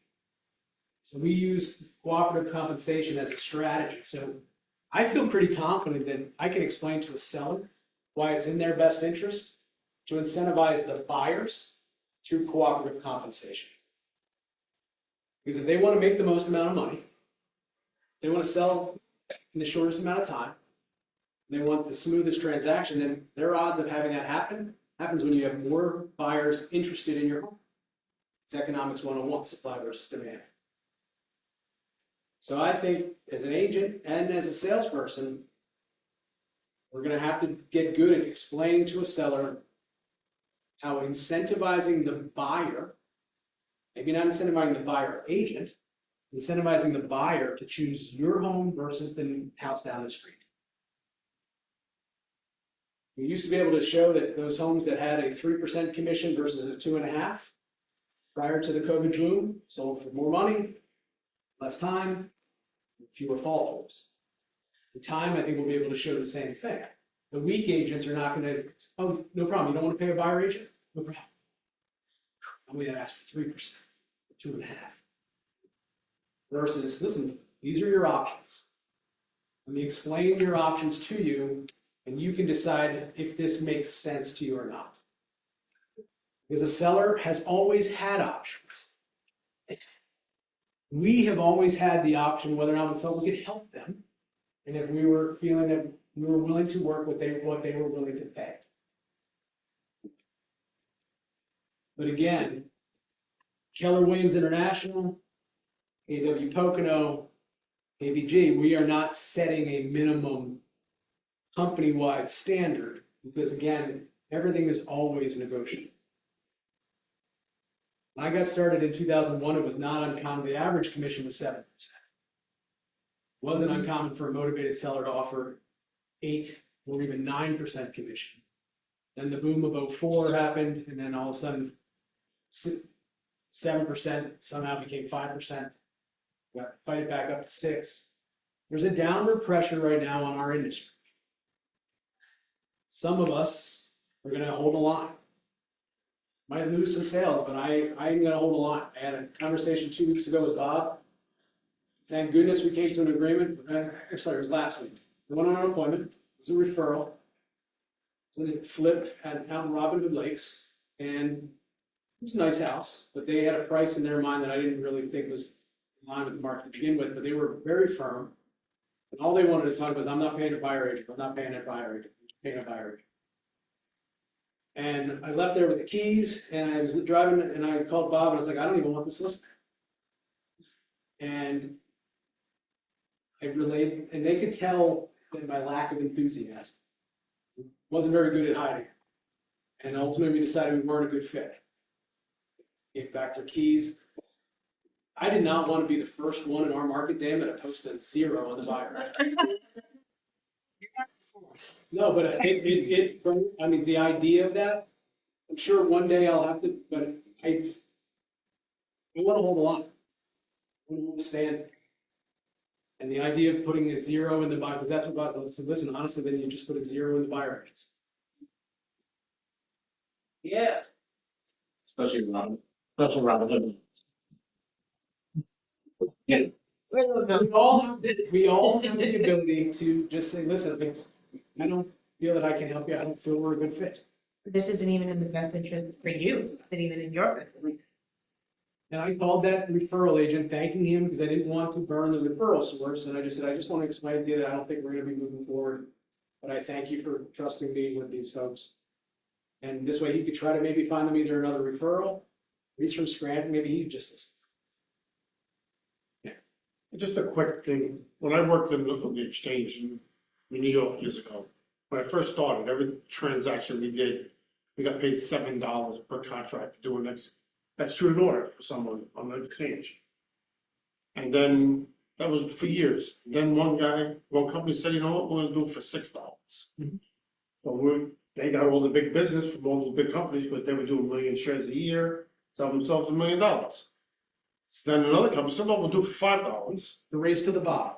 And then the evil empire, I call them Goldman Sachs, said, because they were the biggest company in the world, they said, you know what, we're paying you $2. And that's what you're gonna get if you want our business. And guys started doing it for $2. And when I left the exchange 30 years later, you're doing it for 50 cents a contract. So you just cut your nose to spite your face if you don't, like Jim says, draw a line, hold the piece a little bit. And a lot's gonna depend, if that's a house that's very saleable, price to sell, someone that you have empathy for and feel for them, I'm not saying I'm gonna turn everything down, but if someone's obnoxious, they want me to create a price that in this market's just not there, then I have the right to say, you know what, thanks, but no thanks. But it's because I have a pipeline of other leads, and then I'm not coming in there with whack. Right. And that comes from being very focused on this side of the ball. And at 50 cents share, people was paying it, but I had clients that were still willing to pay $2. That's the service that we provided And to that's them. where, on the buy side, we're gonna really get good at the services that we deliver. Because all we've ever had to really say is, hey, no problem, I get paid by a seller. Those that rarely have minimum. But there you might be bridging a small gap. Now you might be saying, listen, I have a minimum and you're gonna have to cover the whole thing. I think it's gonna be a good thing in the beginning because it's gonna, at least for our team, we're not gonna run around with anybody who's not committed to us. That'll eliminate all those one-off showings with people who weren't loyal. Because it's the law's the bad guy. Listen, it's not just even state or local law, national law. So any agent that's gonna be willing to show you a home without a buyer agency agreement, they're breaking it. I just had one like that too, Jim, at 3%, and I had the listing if I wanted it, because I worked with them before, but they only wanted to pay 3%. And they ended up agreeing to 4%, but that was it, so I still walked away. And that was hard, really hard to do. Well, congratulations for having standard that you didn't want to up. Yeah. And it is hard. It's hard to go away from business, because unfortunately, some people go out there and take it. And again, when the market's automatic, it's on set. But what we're talking about is a market that's going into where we're headed. And all of a sudden, You just took a listing of 1.5%. And now, and overpriced, and now the seller's wondering where the action is, and now you gotta call them. It would have been a nightmare. Or they're gonna want you to do more advertising. So you don't wanna pay for my marketing. So what part of my marketing should I eliminate? It's another. They have a realtor that was calling and they showed me all the text messages. Every day they were getting a phone call from this one particular agent. They wanted to go with me, but then when I declined, they wanted a couple days to think about it. So Carol, did they say they listed at 3% or sell it? they wanted to pay a commission. So that's what I was like next time. So Carol, did that agent say they would list it for 3% or did they actually say they'd get it sold? Yeah, I didn't think of that question at the time. So again, cooperative compensation should be a strategy that you use to get more eyes, get more interest. Supply versus demand. You know, real estate is all about location, location. It's really supply versus demand. That's what's keeping prices where they're at now, in spite of the affordability challenge. Once inventory starts coming to the market, prices will not continue to escalate. Supply versus demand. You know how to explain supply versus demand. That goes back to knowledge, skill. You paying attention to the market. You put them out the way to do. So this is something that might be worth printing out, might be worth maybe incorporating into listing presentation. Nothing works all the time, but everything will work some of the time. So you need to have an arsenal so you can have a 1-2 punch when someone throws you an objection. An objection is not a bad thing. An objection is actually them saying, I do want to do business with you, but I have this one concern or question.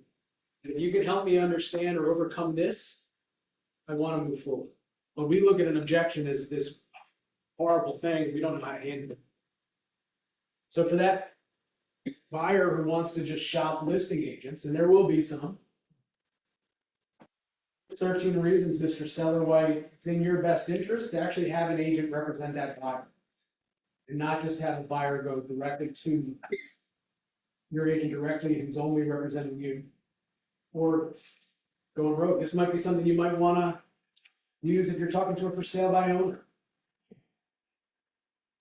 I think we might see some of that pop up in the short term. But they realize there's a lot of moving parts in the real estate. But why it's in their best interest to have that agent represent the buyer. Because if the sale doesn't close, nobody wins.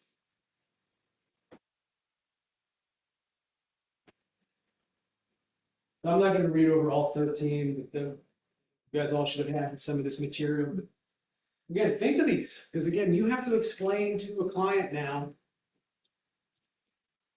to that client who doesn't want to pay a buyer agent, who thinks, hey, this is my chance to save 10 grand.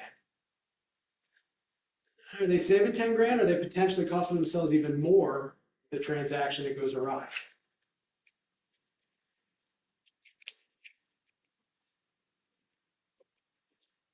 We're just touching on this. It's supply versus demand. We're seeing in our market, it is a micro market. Every real estate is always local. What I mean by that, that can even be local within the same school district, within the same township. What's going on as close as you can find in their neighborhood, their HOA.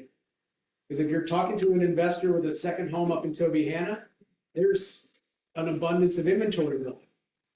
Other than one lakefront home under contract over 500,000 in Pocono Country Place, there's nothing pending from 400 up. But yet agents are still listing properties thinking, and that a window of opportunity on the short-term rentals, that's starting to soften a little bit too. So where is there pockets of inventory starting to build that you need to pay attention to? Because also that might be where your buyers might have more opportunity to get a deal.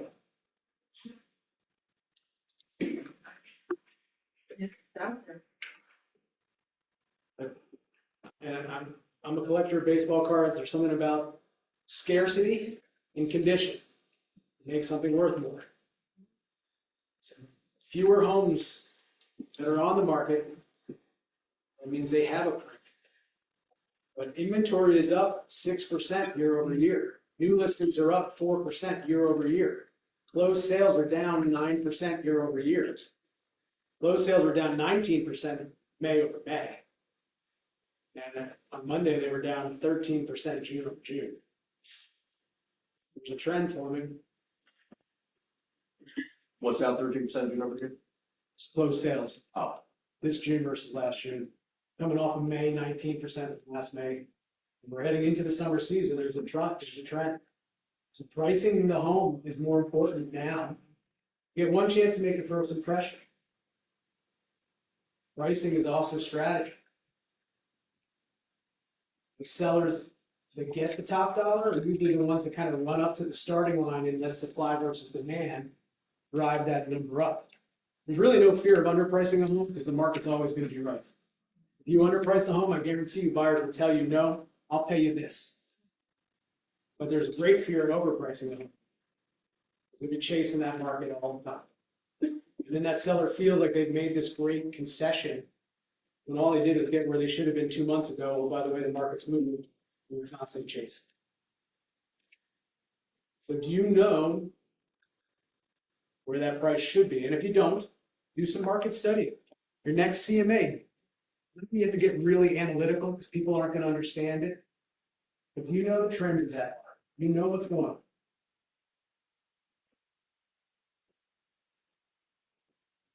And then again, explaining that because of supply versus demand, cooperative compensation is in the seller's best interest. Because again, the buyer is not going to pay a premium if they also have to pay a realtor to represent them. Sellers are not going to keep getting the prices they're getting for the home when a buyer is factoring in that they're paying 2.5% or 3%. Can you explain seller assist? Because we're going to start seeing that a lot. Those of you that weren't in the market pre-COVID, that was something we saw all the time. Buyers needed help with closing costs.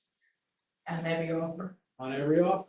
Can you explain to the seller what that means and what it looks like to them? Because if they're not willing to offer compensation, they should be ready to accept a seller assist in the.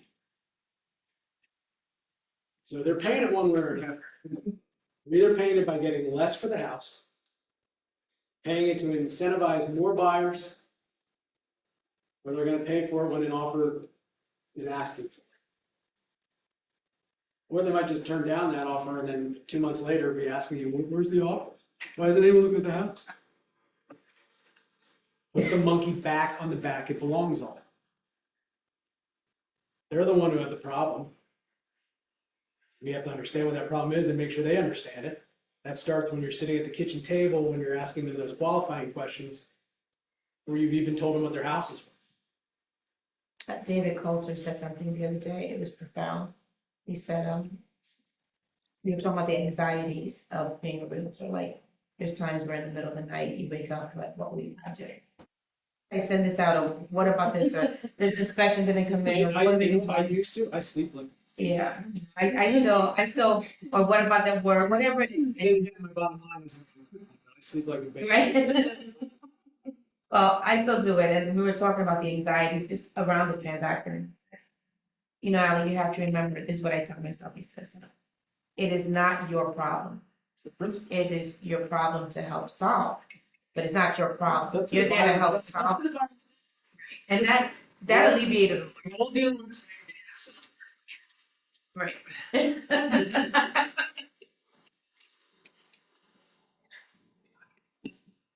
So does anybody have any questions about just the law of supply and demand and how that plays into our everyday conversations in real estate? What we sell is someone's home, it's their dream, it's everything that goes along with that. But when the home's on the market, it's a commodity. It's an item on the shelf. If you don't have anything for sale and you don't have anything on your shelves, no one's coming into your store. That's why you need inventory as an agent. But once it's on the shelf, what do stores do when things don't sell? When people aren't picking up? Exactly. Ally, I hate to say this to you, but I need to set up a time where we can sit down and go over something pretty important. You mind if I might stop by either tonight or tomorrow just to sit down with you and just kind of go over where things are and maybe reevaluate where the plan is. This might be that reduce release conversations. It's turning down offers. He wants you to do more advertising. He wants you to pull a rabbit out of the hat who's not, again, making your job easier. We can only help those that want our help. We'll take our advice. And then, are you giving them suggestions on what they could do to make their home more saleable, to get more buyers interested, maybe maximize their value?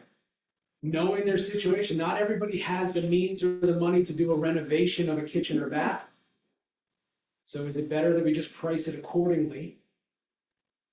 Or somebody might have the means, but everyone thinks it'll be done in 2 weeks, and then it's 4 months later and you've missed the season.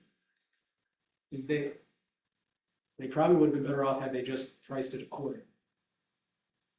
So that's, again, a fiduciary is going to give some people some advice there. Here's an as-is price if you do nothing. This is what you could potentially get if you took care of X, Y, and Z. Let's figure out what X, Y, and Z might cost in both price and time. Because time and money go hand in hand.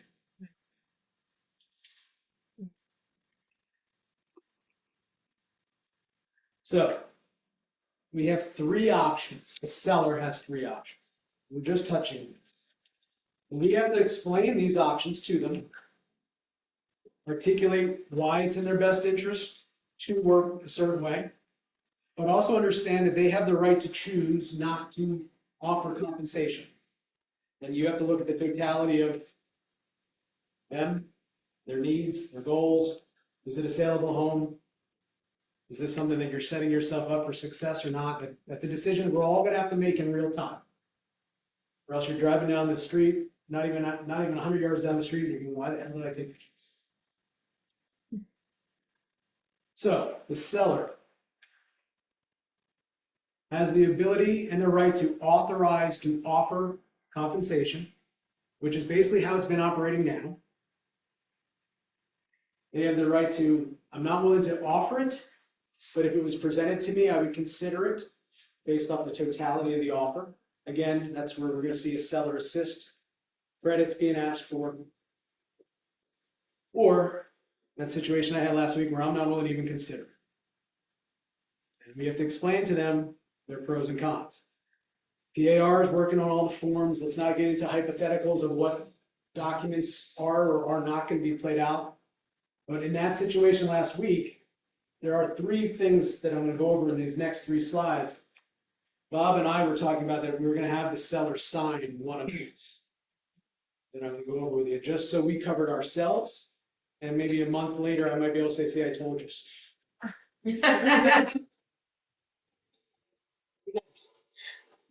So, authorizing offer. This is how we've been playing ball for as long as I know real estate. And that's where a seller understands that they want to generate the widest pool of potential buyers. Because that's going to bring them the best price. That's going to get them the best terms and with the least amount of hassle. And they also accept that there are potential risks, that they could be offering out more compensation than a buyer agent has agreed to. Does anybody have any questions around that? You as a buyer agent have to have an agreement in place with your buyer before you go see that house. You determine what you feel you're worth. So if that's 2%, 2.5%, 3%, 4%, but if an offer of compensation is out there offering more than what you're in agreement to with the buyer, that doesn't mean you get to raise what you charge the buyer. The compensation is to incentivize the buyer. The buyer then will get that in the form of a credit at closing, which then they would just, basically we're just moving things on an Alta, and then they're going to use that credit, offset the money that they were going to have to bring out of pocket. Now that money out of pocket will go to pay you as their agent. So as a seller, the more sellers that are offering compensation, I think the buyers are gonna look at those homes differently than the homes that don't. Now, we're salespeople. If you have an agreement with a buyer at 2.5%, but that house is offering 3%. What I would probably say is, listen, Ally, before we even go out and see this house, I just want to let you know some good news. Not only is this seller offering to compensate my fee, but they're actually offering to compensate more, that you would actually have a little bit of credit afterwards that you could use towards carpet, paint, redoing a bathroom. Use this to your advantage. It might help a buyer overlook some of those cosmetic updates if that seller is offering compensation that would then go towards them. That might make them choose that home versus that other home. We can't force somebody to do anything, but we can influence, we can nuance a conversation. So if you have to have this agreement in place with the buyer, this way you don't have to work with anybody who's not willing to give you that commitment. And then ultimately use this for those houses that are offering versus not offering. Now, they might fall in love with the one that's not. They just have to know up front that, listen, if this is the right home for you, I'm certainly not going to stand in your way. I'm going to do everything I can to help get you this house. But on this one, you're going to ultimately have to compensate my fee. As long as they're okay with that, then they understand that up front. So for a seller, you want to attract the most buyers, incentivize those buyers. Don't incentivizing the agent anymore is gone. Incentivize the buyer. We've got ideas that we're thinking in our marketing of what we can do to really make our listings that do offer compensation stand out. Thinking about doing name riders that just say 3% concession, whatever it's going to be called. So when the buyer drives by and they see a house that says 3%, that might make them call off. Hey, Jim, I got a question for you. I don't want to get into this big conversation, because we don't really know how these changes are gonna be, but since you said it, cooperating broker compensation, you're saying that it's a credit to the buyer on the offer? Well, again, Because I think it doesn't the way I understand, work out. the way I understand it moving forward, we can only get paid by the principal who's hired us, who we have the fiduciary. So that buyer would be paying you as the buyer agent at closing. The concession part, just like a seller assist, is a credit. So that seller can or cannot offer a credit to a buyer. If they do, then that credit. I understood that it was gonna be cooperative broker compensation goes to the broker, not to the buyer. And the buyer relationship. I don't even know if That's it's going to be 3%. I think it's good. They're going to change this probably before it's laid out, but I think it's going to be called concessions, not compensation. Yeah, and that's what we really have to. Buyer concession. We had this big conversation with Bob last week, and So we the really didn't get that. I I was just curious if something else.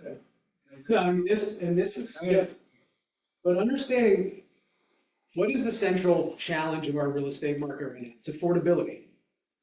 Affordability is the real challenge of our market.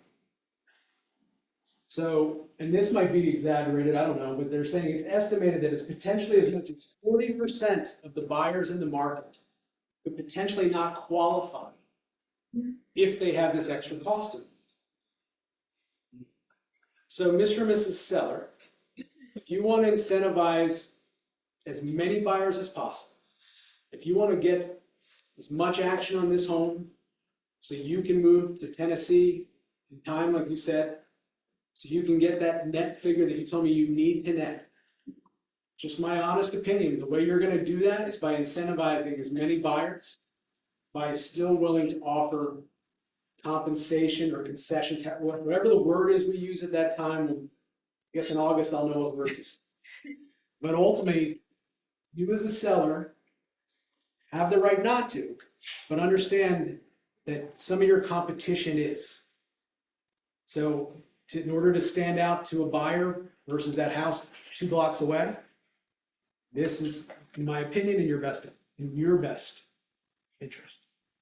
The other option you have is you don't have to authorize it. But if a buyer puts it into an offer, you're indicating that you'd be open to considering it if everything else in the offer is agreeable. So you're not committing yourself to it, but you're not also slamming the door. This would be my plan B if I can't get a seller to understand the big picture.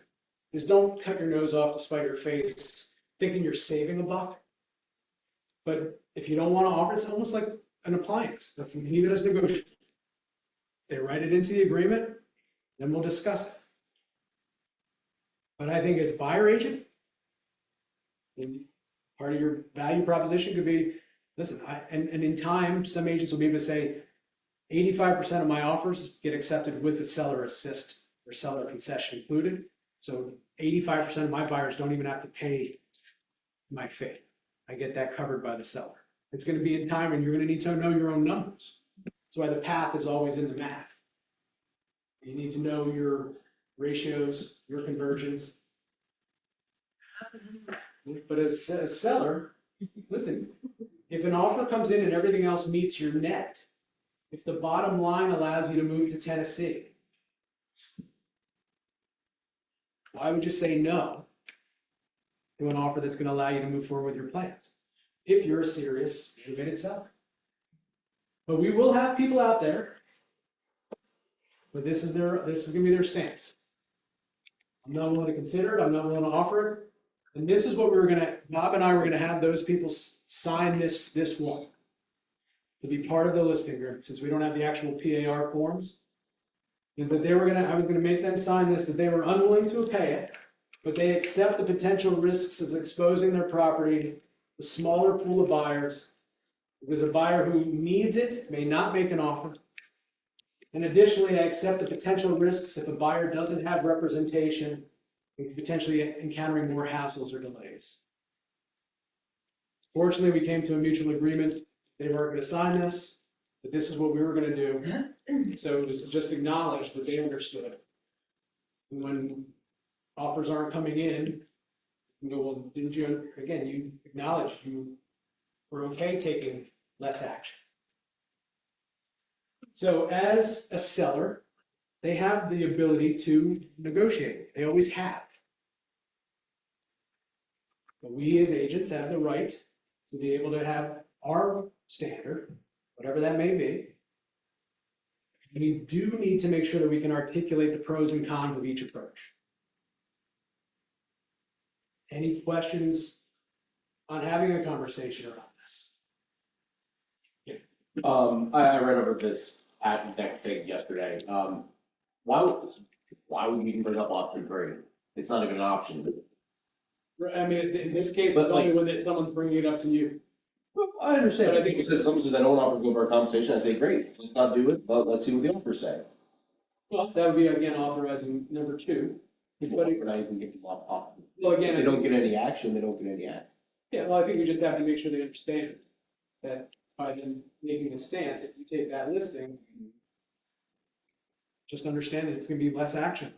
It's going to be longer before you get an offer, if you get an offer at all. Sure. And again, buyers, I don't be surprised if buyers start shopping who's offering compensation, who's not. The central challenge of our market is affordability. Adding another 2.5%, 3% on top of buyers right now is not going to help the affordability challenge. I don't know why this is so hard for these. Yeah.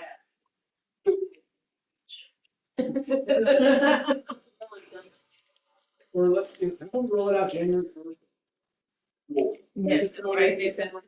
Thank goodness it didn't happen 2 years ago. Happened 2 years ago in the shit. Remember like something that you said, but you didn't say it, like buyer's agents will no longer be able to collect more than what they're charging on the form.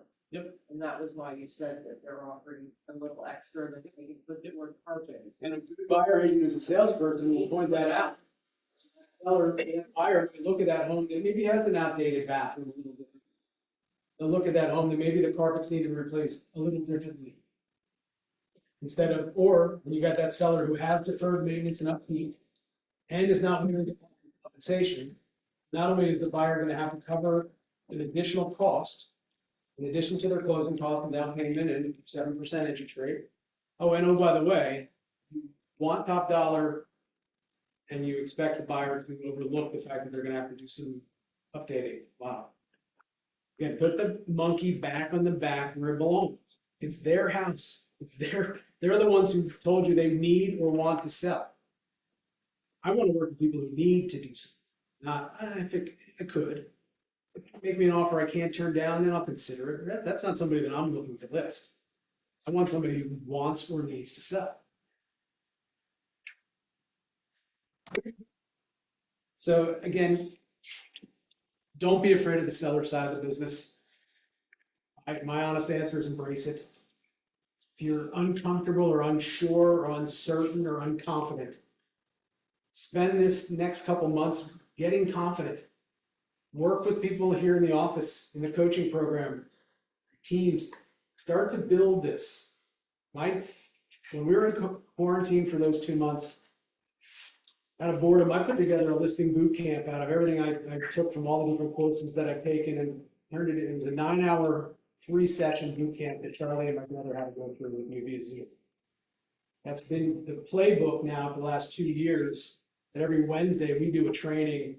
And our model, we practice around the conference room table, so we're not practicing at a kitchen table when your commission's on.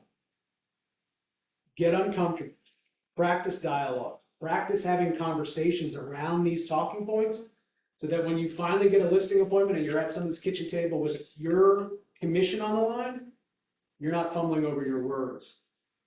I honestly, last week, I felt for the first time in a long time, I was on my heels. I was not expecting it to come from both of them, and that's all they wanted to talk about. Moving forward, I'm not going to ever get caught on my heels. And this is somebody who does a lot of listing appointments who wasn't quite ready for that conversation.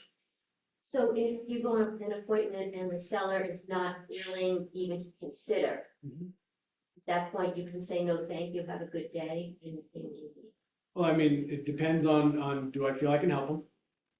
Is that a house that's right here in the borough of Strasburg that's gonna sell with whoever does list it at 3%? Those are all things I'm gonna take into consideration. But if it's a home that's off the beaten path, if it's in a community that's got 40 homes for sale, would I do that do we know what's going on I just was on an appointment in Northridge at Camelback yesterday. There's 19 active, 2 pending. Do you think any sellers, it's in their best interest to not offer something in that situation? So it's, again, knowing the market. So in those situations, if a seller in that type of situation wasn't willing to, listen, I wish you well. And I do hope you move forward with your plans. I just honestly don't think I'm going to be able to help you. Because unfortunately, I feel like, my hands are tied. They're always free levels. Yeah. This lawsuit thing has come out in the news and stuff. I don't go on a listing appointment, but I've had, everyone that I go to, has almost started like, what do you charge? That's what they want to know first, not even what their house. And I'm willing to work for whatever we can agree to tonight. Yeah, but they all say, and I don't have to pay buyers anymore. I don't have to pay for the buyers anymore. That's each one of them has said that. Me too. So let's role play this a little bit. So Ed, I understand that that's certainly something that the media has put out there. To be honest with you, it's a lawsuit that is still going through court approval, so nothing has been finalized as of yet. And what's proposed is some changes of how compensation is being made. And if you'd like, I'd be happy to explain to you the different options that you have. That's how I frame it. And that's what I've done, but it's just surprising to me that people really think this, and think that they're gonna save money. And a weak agent will be like, yeah, that's right, you don't have to pay buyer agent anymore. Because they don't know how to sell it. I've actually Spin taken down to 5%. Because they tell me they got somebody that's gonna do it at 4%. Listen, I mean, it doesn't feel like it that long ago, but it wasn't that long ago where there were brokerages that used to have billboards 4%, Yeah, 5%. I'd love to. We're here, we're listening. Used to drive around big ears on their cars. And They're out of business. Listen, in a hot market, that's gonna happen. What we're talking about is a market that's not automatic. You've been in this long enough to know the different cycles. It's getting, the market's slowing down. It's still a seller's market, but it is slowing down. The rate of appreciation is definitely come back down to normal. So right now, everything, this is an overreaction to an overreaction to an overreaction. But the reality is we have to nuance the conversation. So people are going to. You can either get in front of that conversation or just be ready to respond to. Yes, the media's gotten out in front of it, and yes, you see opinion pieces where it's the death of the real estate industry. You know what? I still think I'm partial. We provide a pretty good service that handles someone's largest investment, all the moving parts that go along with that. And I think we as an industry have done a pretty darn good job of that. I feel very good about the role that our team plays in that. I'm not trying to be airy-fairy, but also realize that we played a real integral role of why home values are where they are. And right now, yeah, the buy side of the transaction has been beat up, it's been unfair. That pendulum will swing. And when it swings, the sharks can't wait for blood to be in the water. And us listing agents are gonna end up having to eat our fair share of humble pie and eat a crap sandwich one bite at a time. So ultimately, we have to explain to the seller what's going on out there, explain to the buyer what's going on. This is an opportunity where maybe you might want to be communicating to the buyers that you have right now that this might speed up their motivation. And maybe they might have to just expand their parameters a little bit to get into something now before there's a potential additional cost of it. Or are we afraid to talk about, hey, because you're gonna have that conversation either now or in August when they do have to pay. I did that yesterday to a buyer who, there's a listing attached to this, it's a past client of mine. But they've been pretty picky, which is fine, but ultimately, I just wanted to share with you what's coming, just so you guys are aware and prepared. They've heard about, they didn't realize, wow, that could actually end up costing us. And in their case, they're $500,000-600,000. So that, we're talking a small fortune. Ed, can I share with you some changes that are coming into play later this year that potentially could cost you a small fortune? How will we do this? I don't mind. Let's set up a time where I can stop by, just sit down and chat with you. This way you know your options. And this way, again, we could eventually save you a small fortune. Small fortune is different for everybody. For some people, $500 is a small fortune. It's relative. So these are things where incentivize the buyers to get, hey, it's in your best interest, Mr. and Mrs. Buyer, to find a home before middle of August. And or not, whether that right one's out there or not, but for that buyer who's dragging their feet or maybe waiting for rates to tick down, hey, rates may tick down, but oh, by the way, you might have 10 extra grand closing costs. You can always refi later on. So again, we're salespeople. We influence, we nuance by providing honest, accurate data. And then the other thing we've all learned in bold, fact, benefit, tie data. The facts are that there's some changes coming in that could potentially cost you.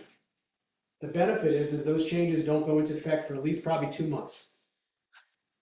So let's do this. Let's get real focused on trying to find you that right home. Maybe you have to expand that area that you're looking. Maybe you have to be a little less finicky on certain things. Because for some people, that getting in before that cost, because potentially 40% of the buyer population, maybe that's high. What if it's 25%? What if a quarter of all buyers no longer qualify 2 months from now? Listings are going to be the name of the game. Well, by the way, they always have it. Let's take a 10-minute break before we dive into my favorite segment.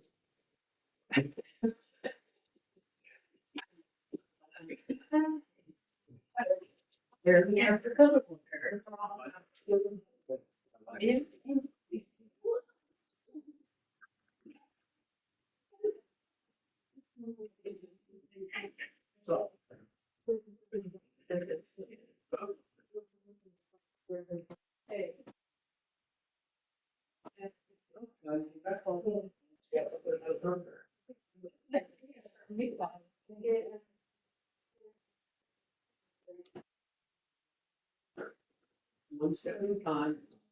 But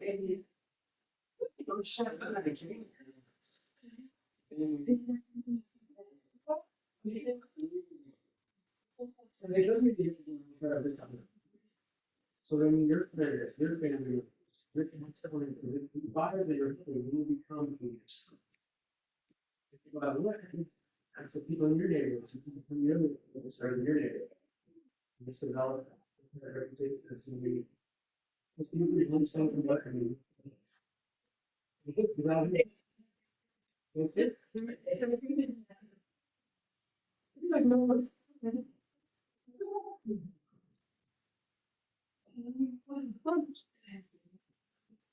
got it wrong, like, have a.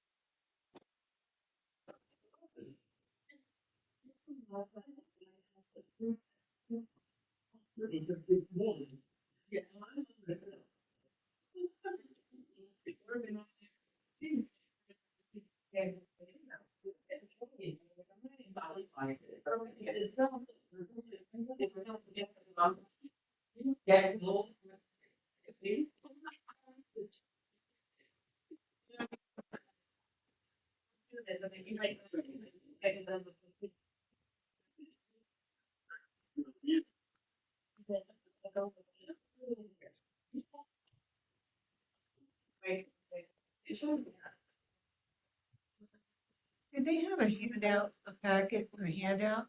It was sent to the email. Oh. Okay, If you RSVP. I did. Yeah, I'm not. that- Okay.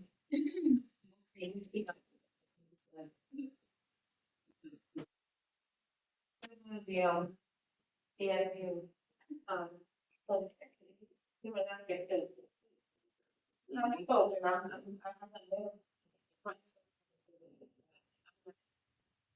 Exactly, you know. Well, it's so crazy in here, crazy. Yeah. That's what I, so, I'm gonna go there and we'll see. He's enjoying it, so as long as he enjoys it. That's it, yeah. Hey, mister, I text you, you don't text back. You know, me trying to be all nice to you and all good, fishy and gooey. I forgot, you should have just been like, listen. I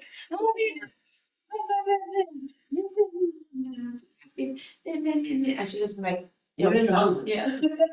Yo, stop. Yeah, you can do it.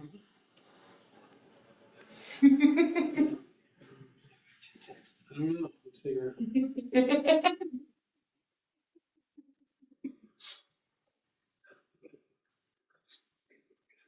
Oh, yeah, text, I never know what's potential phishing scam or just. Everything, yeah.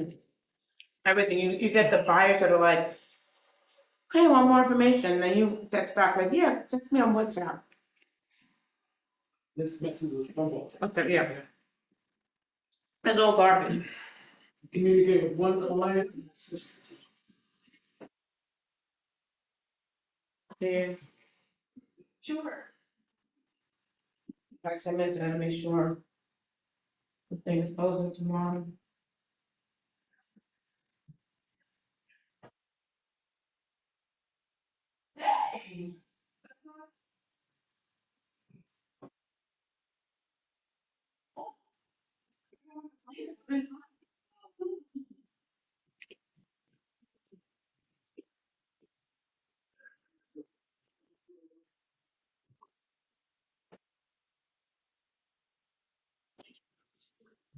That's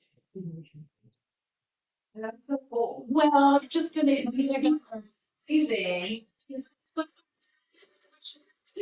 It's cold. I'm thinking half and I'm like, I know it's gonna be cold, and I'm a cold person, so it's like, I should have worn properly fingers. Once your feet are cold? Yeah, I know, I have bare feet and legs too, and I'm cold.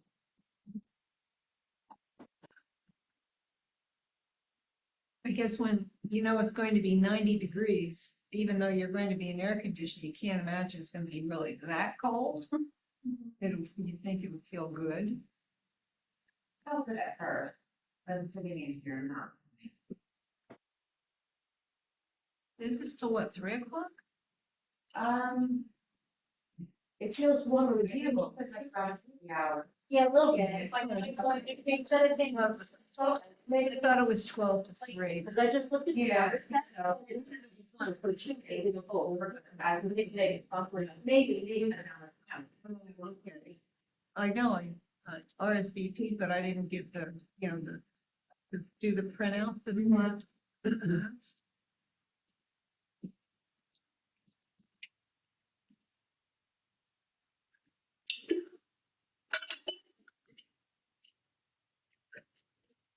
There was one thing, Jim, I wasn't sure if I really understood. So if we have a buyer's agency at 2.5% and the seller is offering 3%, in my mind, that just means that my buyers no longer have to pay the 2.5%. Well, I mean, in essence, they are, I guess, we'll all know this when we start seeing, but your fee will be a line item on their side of the alt. So they're paying you. Now, the concession, basically the seller giving the buyer a credit at closing. I'm not talking about seller assist. I'm just simply, like, up to this point, before any of this happened, we have a buyer's agency. It's at 2.5%. The seller is offering 3%.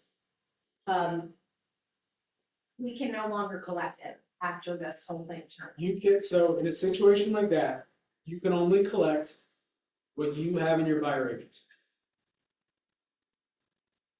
Because if the seller's offering more, they're offering it to the buyer, not to the agent.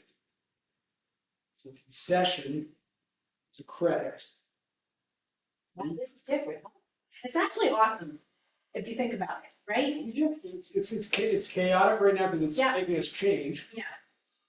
But I think in the end, No, but I mean, if you think about it, to approach our buyers in that manner is. and that's why you're only working with buyers that you know will pay you, who are committed to you. I mean, I'm all for that. I mean, listen, I'm answer to anything, but go find another listing. Answer to any buyer. Exactly. No, that's. Listen, I mean, we've all been burned for the last 4 years. Buyers had, we're all a dime a dozen. Who was gonna open up the house? Buyer this past weekend who wanted one of us to show one of our own listings. It wouldn't have been a problem, but as they were setting up showings, they told us that we have 6 other appointments with 6 other listing agents. And I just said, you know what, I'm not gonna have one of my agents meet you. No. If you wanna have any one of those other 6 agents schedule a showing on this listing, we'd be happy to show. Exactly. So here. But I have my agent just meet one of 7. Waste, and they wanted to meet at 11:45 on Saturday. Which was the middle of your day. Right. Exactly right. And we shouldn't have that have those conversations anyway. Yeah. Here's the deal. Simple as that. They were taken aback. Yeah. The 6 other agents had nothing else going on on Saturday, yes. Well, they didn't ask the right question. They didn't ask the right one. 100%. That's true. I went on a listing appointment recently and I do what I always do. See the house, sit at the table, and I start to take out my material. I don't care. He says, will you take 2%? I said, 2%? And then I said, so packing up my stuff. I said, but don't you want to hear what it is that I do to sell homes? People don't care. Sure, they don't care. And if they don't, So it saves you time. he ended up listing and explained everything to him about the importance of offering the commission to the buyer's agent. And he ended up listing it with another agent. And they offered 0%, $0 buyer agency. And I was following it, because I wanted to see what was gonna happen, and within 1 week, they lowered the price, and now they're offering 2%. Everything that I told them would happen, happened. Yeah, and listen, in a market that we've been in, more likely than not, those sellers landed on their feet. Did okay. And what we're talking about, and those agents who were willing to do for less, they did okay. Because there was sheer volume of activity. What we're talking about is the market that is a normal market and the navigating of what's coming. So in one way, yeah, we're gonna be able to eliminate wasting time with anybody who's not in a agency agreement with us. This, the law is the bad guy. Right? And if there will be weak agents who will go out and and there are gonna be some that are gonna realize the hard way that they're not getting paid. Yep. They don't take the steps up front. And they show that house, then they're gonna realize, oh, that house is gonna be offering 0 or 1. And I don't have anything to do with my buyer now, so time will weed this out, in my opinion, I do. But there will always be discount brokers, limited service brokers, whatever you want to call them. There will be, and that's, for some people, that's a business model. In the assist to sell model, they closed shop once the market became a short sale market. They didn't have any value prop, they actually had a service, they had a market. Taking less that limits what you can reinvest back into your business. I spoke to Marty recently and I asked him when he's pre-qualifying buyers, I wanted to ensure that he was having a little conversation with them and to ensure that when he gives them the pre-qualification, that includes a buffer up to 3%. And he said yes. Yeah, I mean, I think we're gonna, look, it's not just our industry, the mortgage, the lending industry. This is all, we're gonna have to figure something out because someone who needs 6% assist to qualify and then has to somehow figure out how to come up with their agents. Again, up to potentially up to 40% of the buying population could not qualify. It's half. If it's 1/5 of all buyers out there that either they don't qualify at all, or then that 400 buyer comes to 350. That's the affordability challenge, is your dollar doesn't go as far. So in certain brackets, there's very little activity. I have a high-end Great Bear where the sellers are wondering, for day 100, you know what new marketing you're gonna do. It's 3 homes on their street, one of 3 priced at $1 million. One of these 3 will probably sell this summer. One. So which one? The one that's probably most attractive, price, condition, across the board. There's not gonna be, and hey, I hope I'm wrong, but I doubt there's $3 million buyers in the next 90 days. Is it lakefront? Yeah. But ultimately, if they want, and if the tax sell by Labor Day, okay, we've got to sell. Then let's talk this. Now there's a need. Not, and I have my own tactical way of saying, where was that need when you were listening to the same agent for 3 years, which shakes off? Their urgency wasn't there then, and you raised the price every time you re-listed. So ultimately, we have to know our value. Stay. What our standards.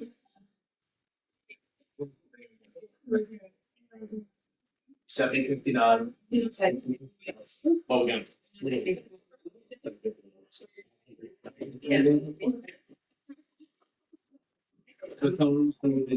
Chaos leading. You know, honestly, I don't use this for sure. That are very slow moves. If you're one of those 3, I will sell. Not I can shop. We can walk. So You think you're doing a great job. Especially first world strong previous. You looking at one, or looking at three? So everybody's excited for this next topic because this is where most agents spend the majority of their time. But this is probably where there's probably also the most fear right now. The change is taking place. So everything we were just talking on around the listing side carries over to the buyers. The skill, the market knowledge, talking in steps, process, systems. Because again, when you're working with a buyer, one of those buyers is very emotional, so they like the shiny things. They like the new granite. They like things that are superficial, not that. The other one might be more inclined to, who was that furnace? How old was that roof? They're the mechanical one. So as a buying agent, you still need to be able to sell to both the left and right side of the human brain at the same time. So you talk system, you talk your process. Not that you're just gonna go into the MLS and send them some stuff. Because a lot of times we did not have to articulate a process around the buying agent side. Well, most agents are challenged around the listing presentation because you actually have to talk about a step-by-step process, systems, articulate what you're gonna do. With the buying side, hey, we're gonna have fun, we're gonna go look at 1,700 homes this weekend. Or I'm gonna sign you up to a year-long or 6-month-long buyer agency because I'm already telling you, I'm willing to work for you for 6 months for you to find that right house. 2 days? Well, depending on the person, actually, believe it or not, depending on our conversation. So look at this change as an opportunity for you to revamp your buyer side of the business and only work with the buyers who are going to end up buying. That might help. You want to lose fewer? Lose fewer. Work with serious people. Or else, buy a yellow car and charge by the mile. Your choice. There's a lot of agents out there that love showing off. I've seen one kitchen, I've seen many. Every once in a while, I've seen many things that kind of looks cool. Any agent who thinks they sell the house by pointing out where the master bath is or the kitchen, you didn't sell the house. They chose the house because it spoke to them, the right house for them. You get over yourself, you're not as good as you think you are anyway. Back to the model. Same model. You have to establish and build trust. Now, in our area, unless it's a local buyer, it's very odd that you're going to come in, sit down, and listen to a buyer consultation. They may, but most buyers are coming from out of our area. So they're coming an hour plus, and they're expecting to see homes. So you have to be good on the phone. You have to be able to articulate your process, the steps, qualify them on the phone. I've invested in just having the premium Zoom, period. It's worth it.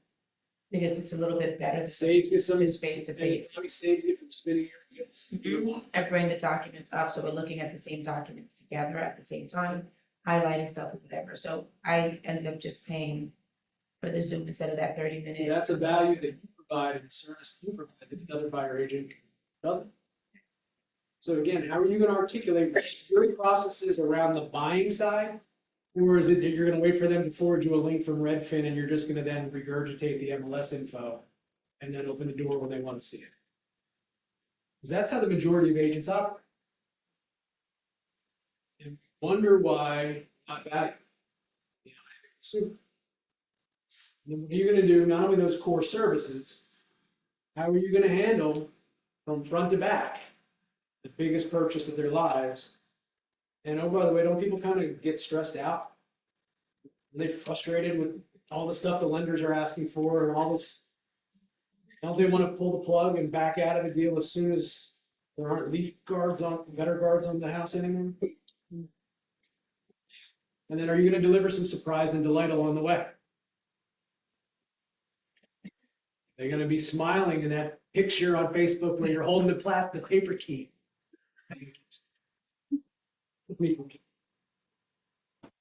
So again, look at your business objectively. Look at it a little critically in a good way. Don't beat yourself up, but if you're not really delivering, be honest.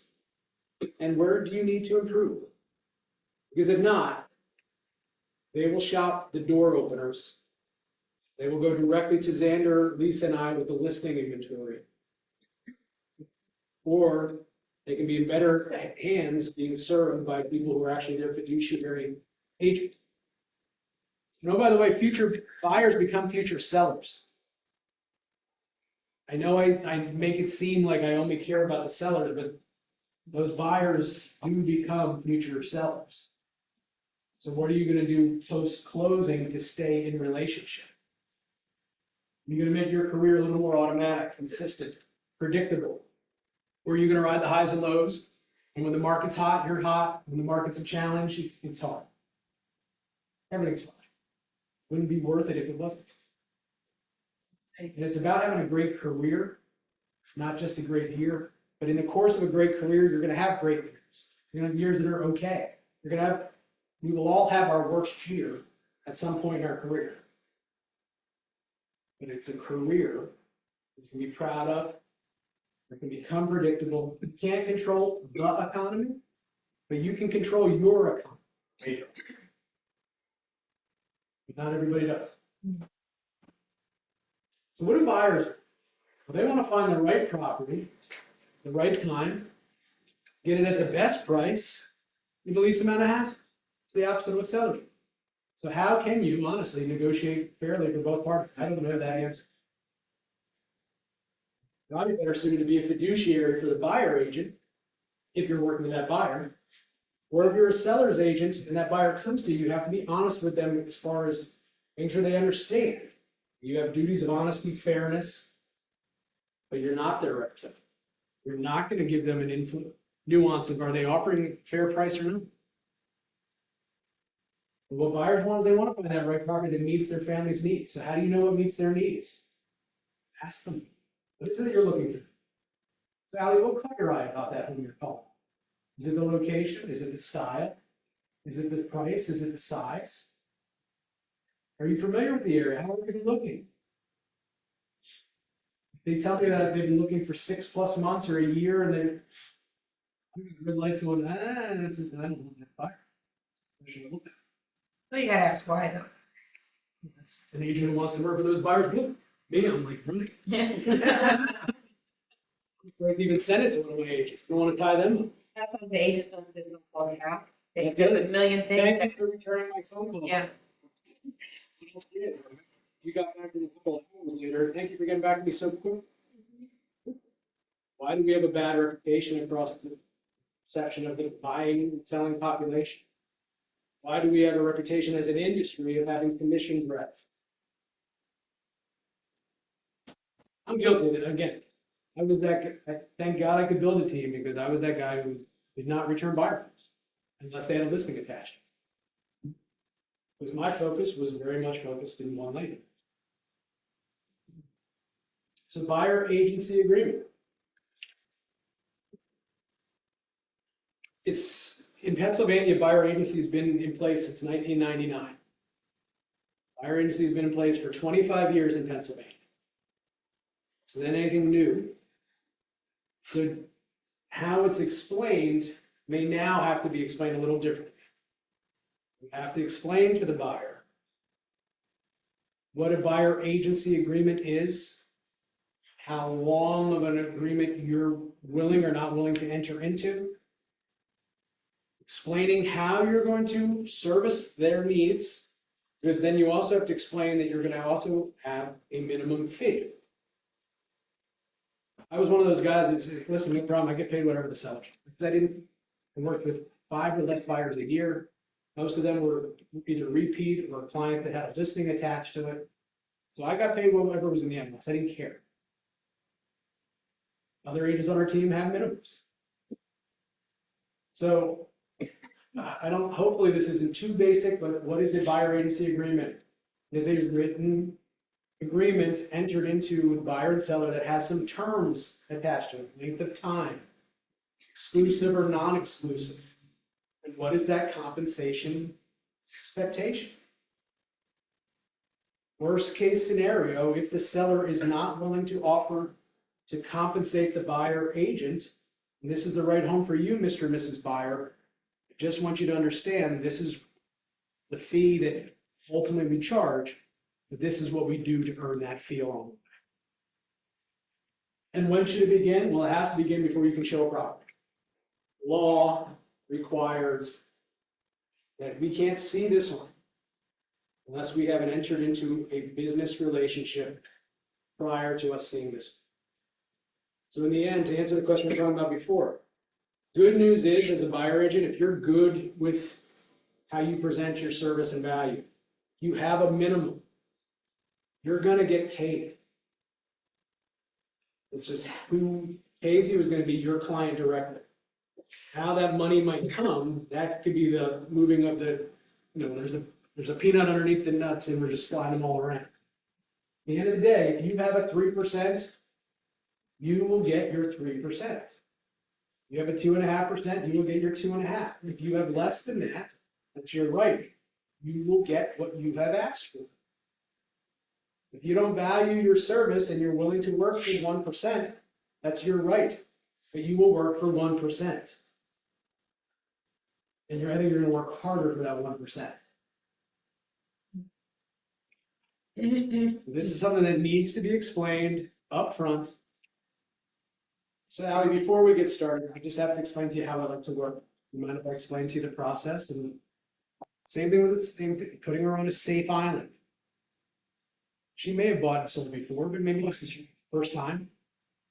She bought and sold before, maybe it was in New York, New Jersey, maybe it certainly was in Pennsylvania. So may I explain to you how the most successful buyers have found their home? And then explain what it is that you do.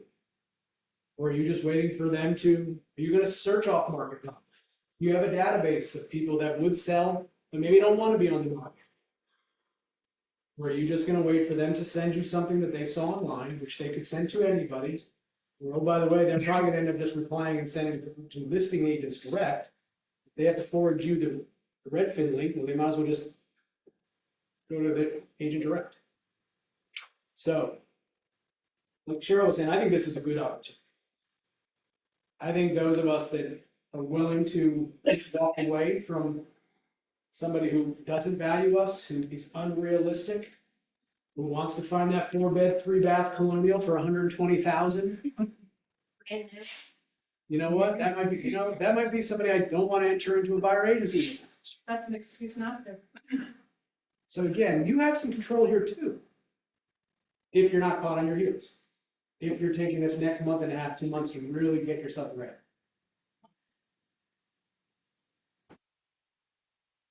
So essential conversations about explaining compensation by our agency.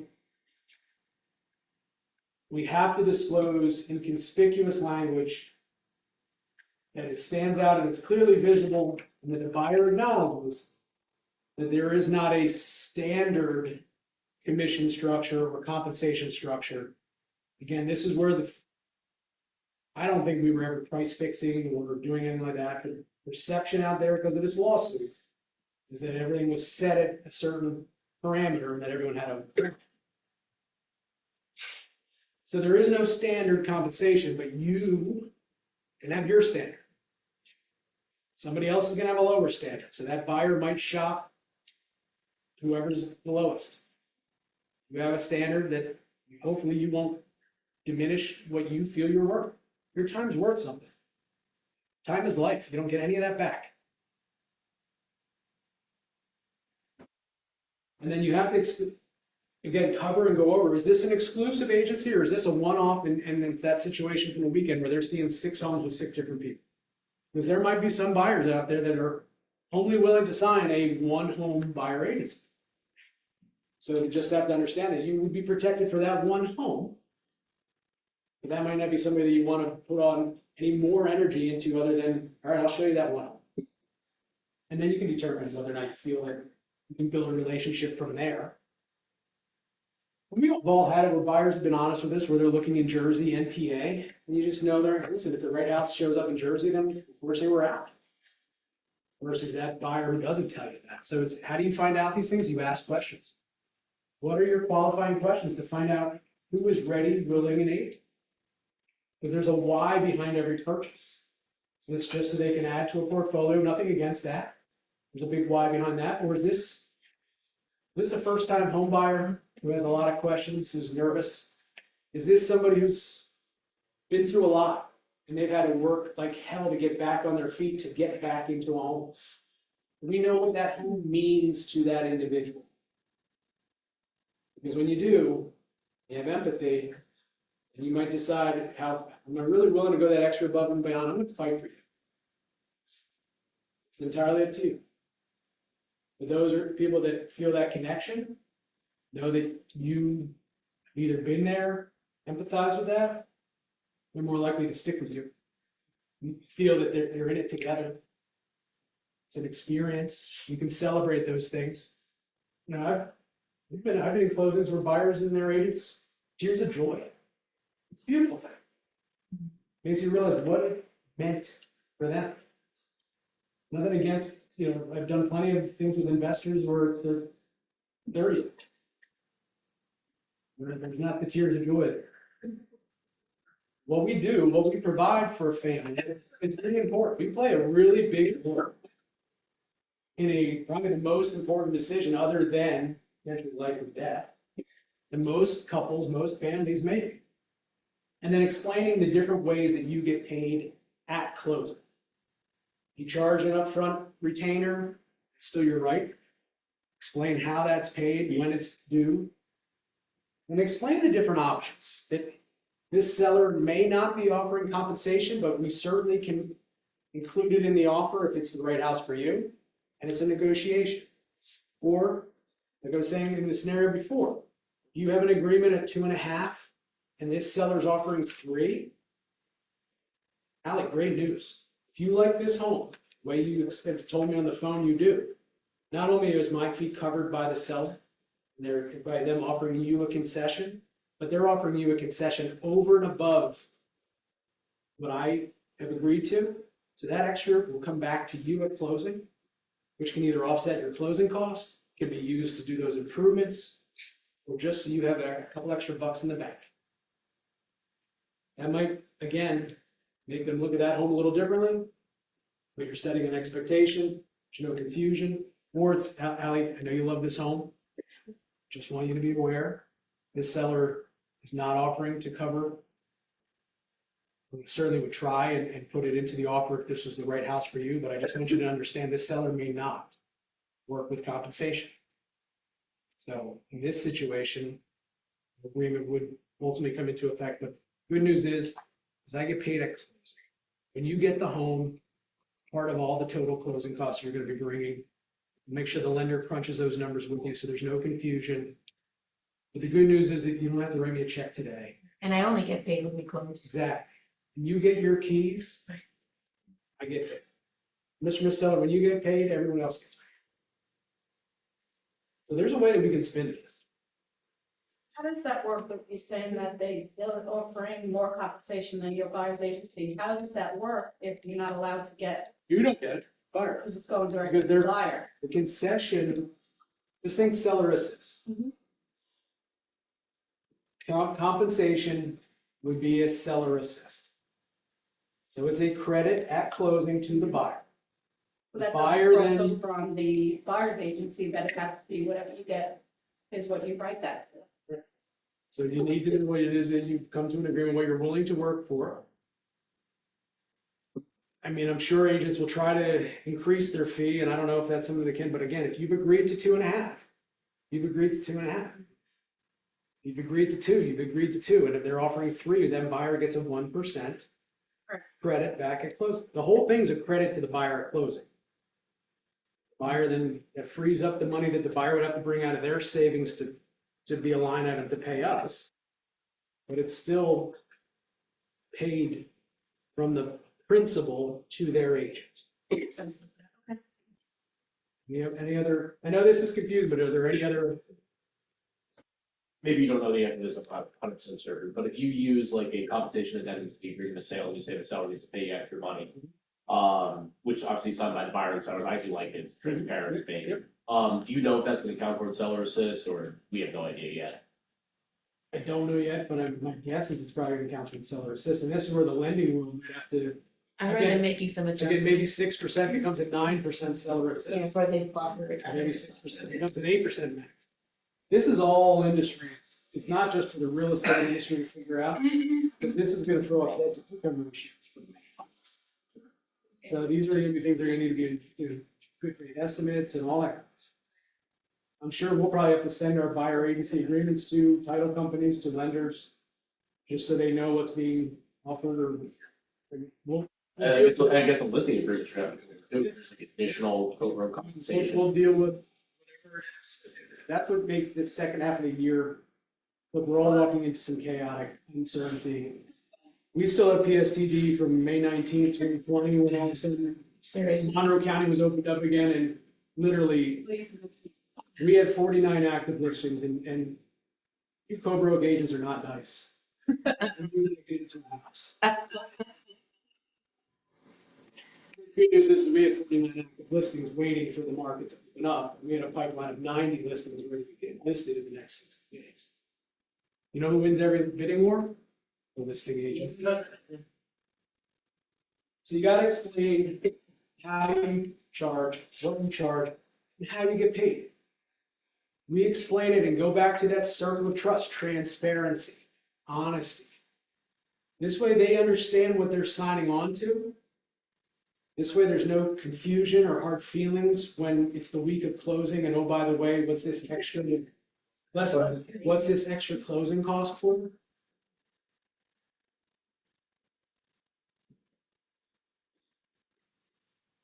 And if the seller or listing broker is paying you via that cooperative compensation, never say or imply that your services are free. They're not free, because the buyer does compensate you at closing, but good news is this seller is compensating you, so you can compensate me. But you don't work for free, you have value. And for too long, I was one of those agents that didn't give that perception on the buy side. And these are the three different options. These are what I was just telling you about the scenario when a seller offers more than what you charge. You got to explain to your buyers these three scenarios. Equal is how it is now. Good news, Carol, this seller's offering 2.5% compensation. And good news is that's what we've agreed to. So if this is the right house for you, the seller is compensating you so you can cover my fee. Saves you 2.5%. The other scenario, Carol, is, listen, the seller is willing to offer some. The good news is you don't have to cover all of my fee. We have an agreement at 2.5%. The seller's only offering 2%. So if this is the right home for you, do everything I can to try to get them to maybe cover that extra half. But if they're not open to it, at closing, part of your closing costs will be 0.5%, as we agreed to the 2.5%. Worst case scenario, again, is if the seller's not willing to do anything. Again, good news is if you have a buyer agency already in place, you're protected. If you don't have a buyer agency in place, then you are not. But if you have a buyer agency in place, whether the seller is or isn't, you're protected. And Carol, I just want to make sure you understand before we see this home, because I know you told me on the phone you liked everything about this home. I certainly am happy to show it to you. But this seller has indicated that they are not open to compensating the buyer in any way. So if it is the right home, just want you to understand that there will be part of your closing costs at closing will be to cover a representation. That may make somebody look at it a little bit different, because now they have to look at it through a different lens. Either way, because again, we all know buyers who can't look past cosmetics. If there's credit for them to help offset that, then maybe that offsets how they look at the price. We can't not show property But we can't show a property if the buyer is not willing to give us the agency agreement. So if someone's not willing to give you an agreement, or if someone just says, well, I'm not paying a buyer more than 1%, doesn't mean you have to show that property. You have to know what your value is. I think, hopefully everyone here, this should make sense, pretty common sense of the three scenarios that we've been talking about. If it's equal, we're covered. If it's less, there's a bridge that the buyer may have to gap. But it's a lesser gap, or it might be the whole thing. But the money gets credited back to the buyer, not to the agent. To revise this. I know. I don't think that note is correct. I know, I'm not, that's what I'm reading it. Oh, But ultimately, again, we get paid by the client that is hiring us. We get paid what is in the agency agreement that we've signed, buyer or seller agency agreement. This is definitely gonna hold the buyer's agent's feet to the fire, because in the past, there's so many, as you know, that are getting buyer agency contracts signed when they're writing the agreement of sale.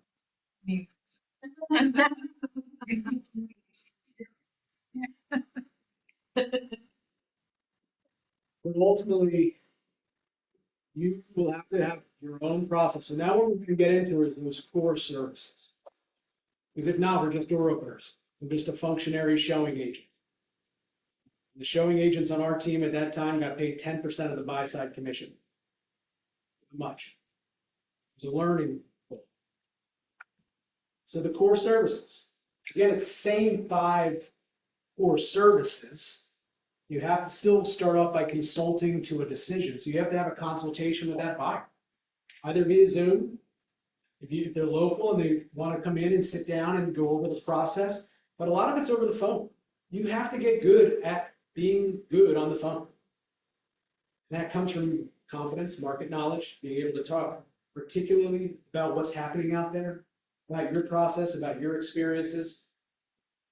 Because you have to find out, are they realistic with what they want or need and what their budget will allow or what the market even provides? Do they expect that they're going to be out every Saturday and Sunday for the next till whenever? That they expect their agent to be available for them at whenever they are? Are they those people that want to see 12 homes in 6 different communities? How do you search for properties? Because look, it's different now. Everybody's got the same access. Everyone's walking around with an MLS at the top. So a lot of times, unfortunately, the buyer knows the listings before you even do, because you're out on appointments. You're not sitting there waiting to spring on the hot sheet as soon as something gets listed. So how do you explain to that buyer, listen, with technology today, it's very likely that you might see that home before I get a chance to do a search. Anything that catches your eye, please let me know. And I'll be happy to do extra research for you. But prep it so that this way they understand, because once someone's zeroed in on buying, they've got parameters saved on 18 different search platforms. So they're getting these listings sent to them from every which way. Are you going to be proactive, and what are you going to do? Are you going to search off-market properties? Are you going to reach out to maybe past clients to see who may be thinking about selling, but maybe they don't want to be on the market? But if that right offer came to them off-market, they consider it. This is where it's probably going to be the most challenging, because how do you differentiate and separate yourself as a buyer agent? I think it's a little easier to separate yourself as a listing agent than it is a buyer. But something in one of the scripts that at some place they were saying basically how, and I'm not gonna say it right, but finding a home is just one aspect of all my search. And it's probably the easiest part. That's something that you may find a home before I do. But that's not the extent of my service. Like anyone can find a home. Who's gonna get you? Finding you the home is intimidating. Right. It's actually getting you the keys Getting the keys, right? one time without this being a nerve-wracking experience. So let me share with you what we do to try to make this as smooth of a process during a confusing time. Right. Because if not, again, this is where I think it's gonna be harder to separate yourself, because we all open up doors. They know how to open up the lockbox better than anything. You know what? I always leave the lights on and I make sure the doors are locked when I leave. Versus the other 80% of the doors open. So this is where you're gonna have to maybe do a little thinking. What is it that you do as a buyer agent? Those that have done more on the buy side than the listing side, what's your track record? In this historic 4 years where everything was against the buyer side, where did you have some wins for your buyers along the way? Where did you maybe win in that competitive competition where maybe you weren't the highest offer, but because of the relationship that you've had, we had that, where I brought a buyer, the one buyer I've sold this year, I brought to Sam. It's actually last year to carry it over into this year. But we weren't the best offer. There were strings attached, but it was a relationship that we had that helped. And your buyer gave a little bit. Yeah, but ultimately, Yeah. reputation matters. Yeah. How do you play in the sandbox with your fellow co-bros? That matters. What is it that you have, again, in this last 4 years? Hopefully everybody here has a success story that they can talk about, how they helped their buyer in a challenging, competitive situation. Or how did you overcome a major issue that came up in a home inspection? Were you able to get a seller when the home is being sold as is to make a compensation for a roof, septic, furnace, big ticket item?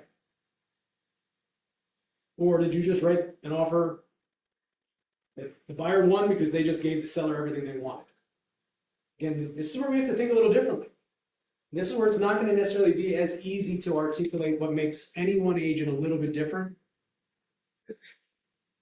It's finding the house at the tip of the iceberg. It's the negotiating of the contract. It's handling all the moving parts, working with title, mortgage, appraisers, home inspectors, municipalities, HOAs. You know, NAR came out with this when this whole thing hit the fan. NAR came out with 179 ways agents who are realtors are worth every penny of their compensation. And then they said, you know what? There's 105 more ways. So maybe it starts by downloading this, going through this. Maybe you don't do 179 things. And maybe you highlight a couple of things you do, and then maybe you start articulating, put it together on your own presentation, your own letterhead. Maybe you forgot some of the things that you can do. Because again, we make it look easy sometimes. And people think we just show up and collect fat checks and go to golf tournaments and they work for a living, we don't. Mets games. Hey, listen, I can do that because I have listing inventory. I go to some concerts on a whim because I've got inventory. I've worked many long hours when I didn't have that lucky, so now I do. I train, and because again, if you have listings, you can have a life. Because you need to have a life to center you in this. And then you have something for your own team, your own business, and just some of the in-house stuff that you do and all the little things that your transaction coordinator, even if you use a third party, what is it that any of our third-party transaction coordinators do? Ask them, hey, can you give me a checklist? Can I have a copy of what, your checklist? Let me share with you, Mr. or Mrs. Buyer, all the things that are going to take place once the seller says yes to your offer. And I'm going to be there each step of the way, keeping you posted on where we're at, staying on top of the seller side. Yeah, these are things that we don't articulate, we don't spell out. Anybody can open a door. Any agent can write a full price offer.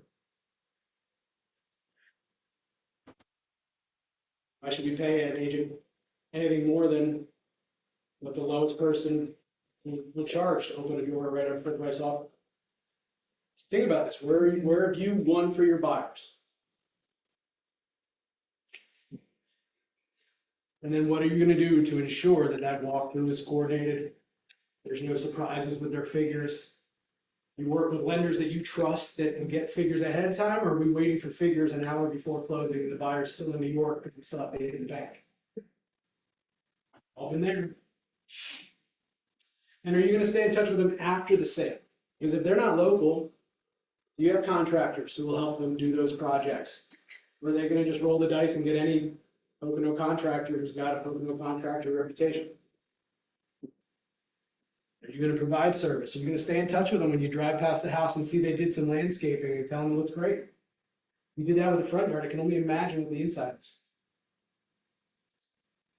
They might know people who come out and visit them and, wow. There's always one explorer of the family who's the first one to come to the Poconos. Then friends, sister, brother, co-workers. They can go all to, they can all shop listing agents direct, or they can know, you know what? I've got an agent. Let me give you that agent's name. So you gotta have a strategy session. Figure out their motivation, figure out what they want, figure out what is a must-have versus their laundry list of every wish list thing that they would love in a home. If a basement is a must-have, and they send you listings on a crawl space or slab, are you gonna show it to them? Or are you gonna ask them, hey, listen, before we see this, Ally, I'm just kind of confused. Let's have a conversation. You mentioned to me that a basement was a must-have. Just want to make sure you understand, this home is on a crawl space. If it was the right home, would you buy a home that didn't have a basement? The answer is no. Let me save you a little trouble. I appreciate your time. I don't want you to see a home that ultimately you may fall in love with, but then ultimately wouldn't buy because it doesn't have everything you need. Because in the past, I've seen buyers go on an emotional roller coaster. So what is your process? What is it that you do? How do you provide? And explain, you gotta educate them. Again, if they bought before, it probably wasn't during this market. So last time they bought, it might have been a different process. Maybe 75, yeah. Maybe it wasn't as expensive. Maybe the cost of money wasn't as expensive. And qualifying, again, their motivation, but what is their financials? You have a lender that you trust, or are you just gonna go off of whoever they contact? Because these questions are gonna show up. They have all the money they need. Do they know all the money they're gonna need? Is there something that is gonna show up? Because if they're not willing to do that, if they're not willing to get pre-qualified ahead of time, then they know there's something typically that's gonna pop up anyway. And there are professional lookers out there that just like looking at homes. There's plenty of realtors out there in every market who love showing lookers homes. Because they're busy that day. They've got an appointment that day. They're showing up, and, they're ready. And talk to them 2 weeks later, how's it going?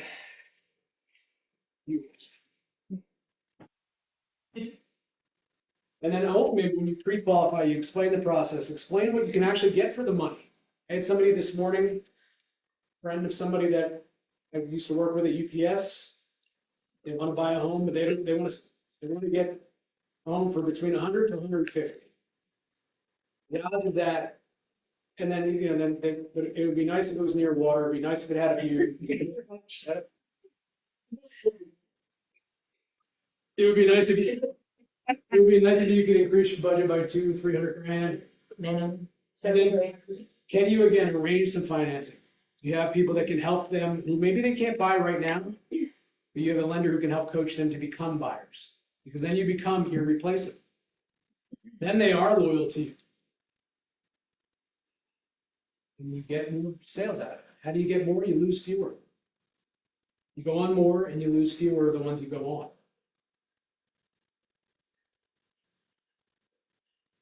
And again, I touched on this enough, but an active agent versus just someone who's proactive versus reactive. And again, in today's day and age with technology and all the inventory and all the information at everyone's fingertips, we don't quite hold the gate card like we used to. So how are we going to not just regurgitate information, but nuance that conversation, explain to them? Because again, a fiduciary doesn't just report information, they dissect that information. They explain that.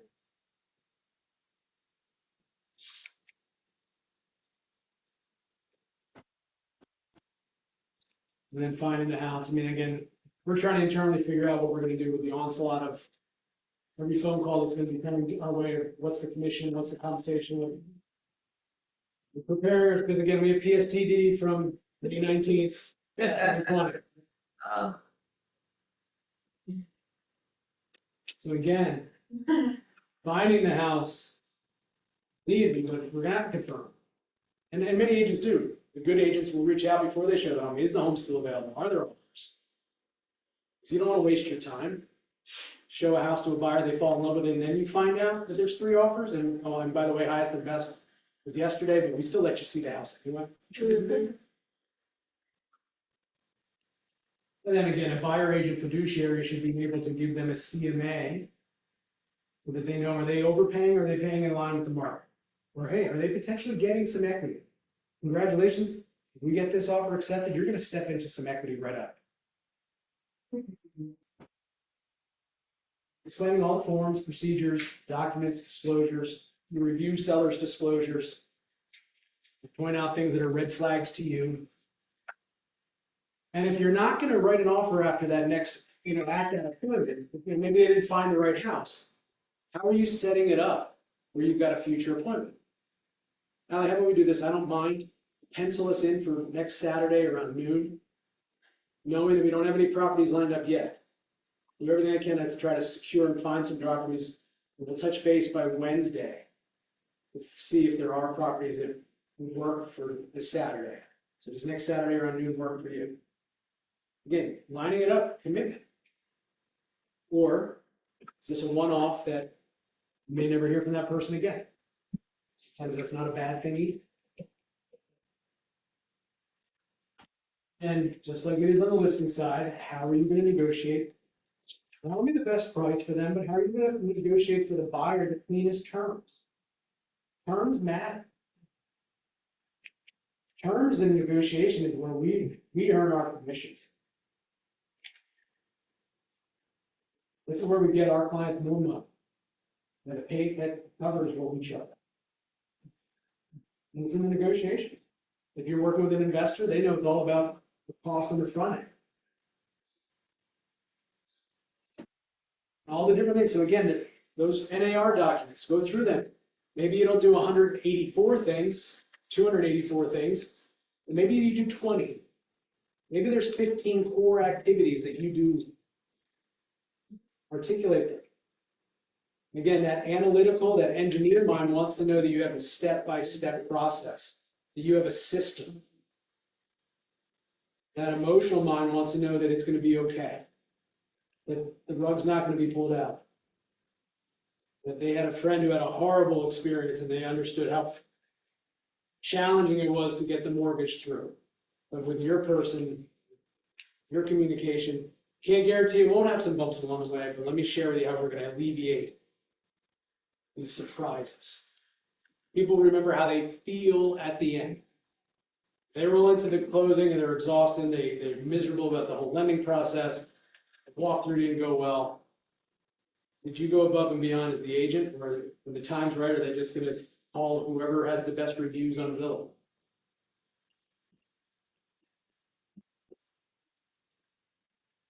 You can talk to them on closing. And when you have trusted vendors that you work with, lenders that show up to the closing, can answer questions, that helps.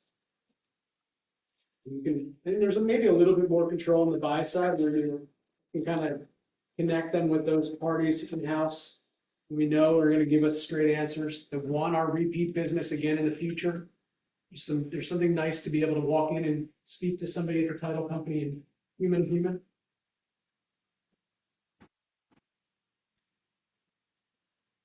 Because again, just because we got to the closing table, just because they got their keys, just because we smiled in that photo where we're holding the keys, sold rider, doesn't mean they're really happy when the dust settles. We're a week later when something needs to be addressed in the house.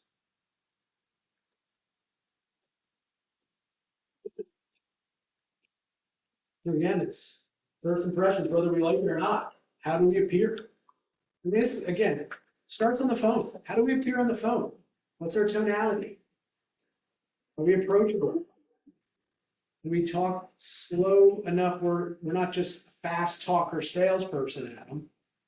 We taking some time to slow down to understand. And then how you act every step along the way. Are you responsive? Are you proactive?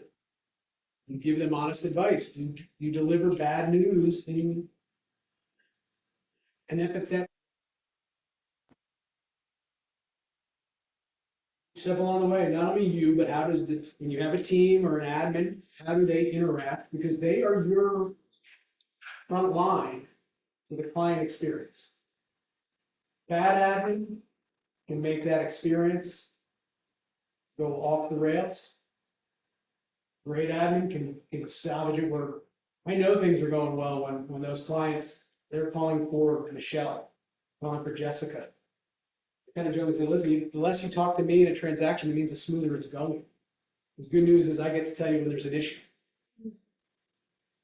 And the reviews that make me most proud is when they talk about the members of the team and not just Jim. And they mention Michelle, and they mention Jessica, and they mention Crystal in the marketing. So that means we did it from front to back, gave them the client experience. Because this delivers consistency in your business.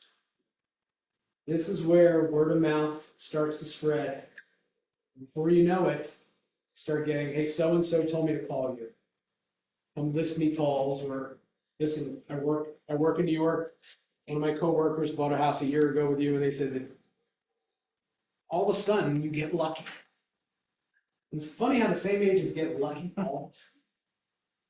The agents who work with their asses. So again, by surprise delights, those little extras. Maybe it's you show up and you attend inspections and you bring cookies. That's a surprise delight.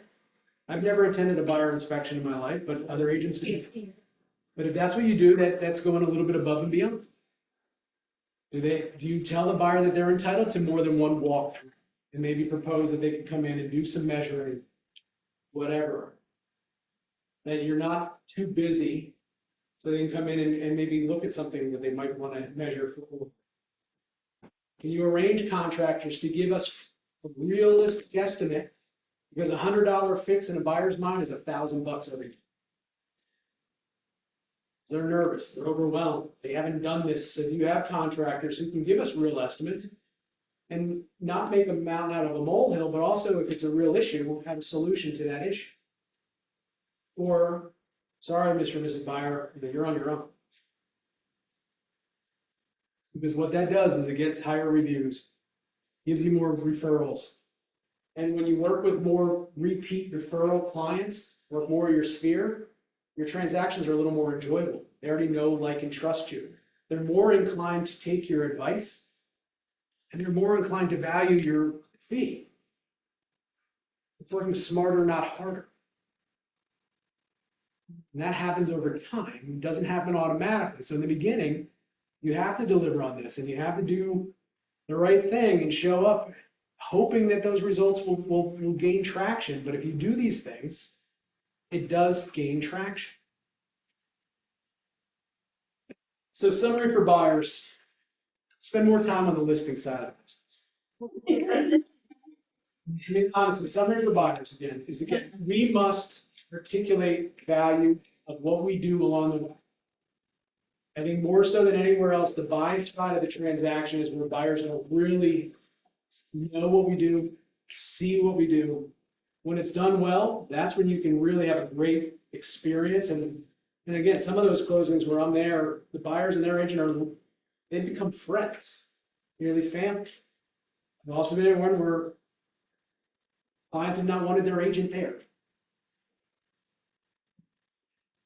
Or we have closings in 2 separate rooms because it's such a rocky transaction that the fear of both sides being in the same table together could potentially set it off. We agents have a lot to do in that. We have a lot more guilt in those situations. It's going to be the calm hand during the stormy weather. Who's going to, hey, it's all right. Look, it's going to be bumpy, but I've been here before. We've done this before. You'll end up all right. But let me share with you what we're going to do to make sure that we can get there. So any ahas around what we've been talking about so far? The last segment's really simple and small, and we will definitely be out of here before 4 o'clock, but any ahas, any takeaways, any questions? I mean, I know this is not science. But for some of us that have been in it a while, it's a reminder that maybe we need to check our egos a little bit and we're not as good as we think we are. For those of us that maybe have gotten a little complacent, this is an opportunity again. If Gary talked about in shift, get real and get right. Get honest with where you're at. Don't beat yourself up. Give yourself a little grace. Where you need to refine some things.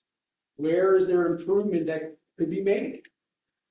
If we're playing a game of inches, with these changes, this is a game of the margins. And those that figure this out are going to do very well. Some in this market are going to do extremely well. Some in this market are going to have a really hard time. And some are going to probably realize that real estate isn't for them. Nothing wrong with that. I'd hate to see that be anybody in this room or anyone in this company, but it's inevitable. Real estate's real easy to get into, real easy to get out, very nonchalant while you're in it. All busy, we can spend a lot of time in our 80%, which makes us feel like we're busy. But are we really driving that deliverable home that moves our needle?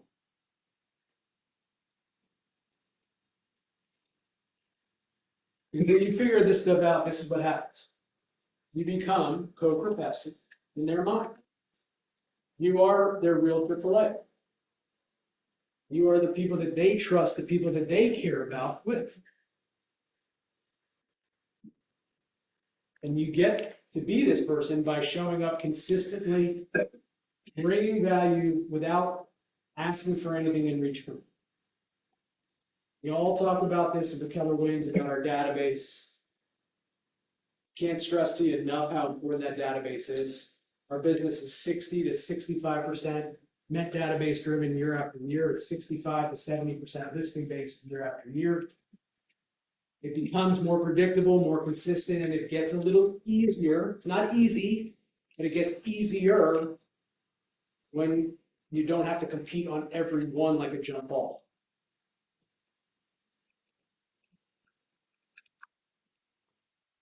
So again, a reminder about value. That's the heart of what this whole conversation's been about. And business is an exchange of value in our services, our knowledge, our expertise, sometimes our treasure, and our man hours. So there's a trade-off, and we can charge relative to the value we provide. And when something is useful or needed, it becomes relevant. And if something's relevant, then it has value in the eyes of the beholder. So there's a reason why certain agents can charge more commission than others. There's certain agents that are able to get homes priced where the market's telling them to be priced. That comes from time on time over time. So one way of doing this is an opportunity to look at what you're doing now. If you have a database, do you communicate with your sphere of influence, your past clients?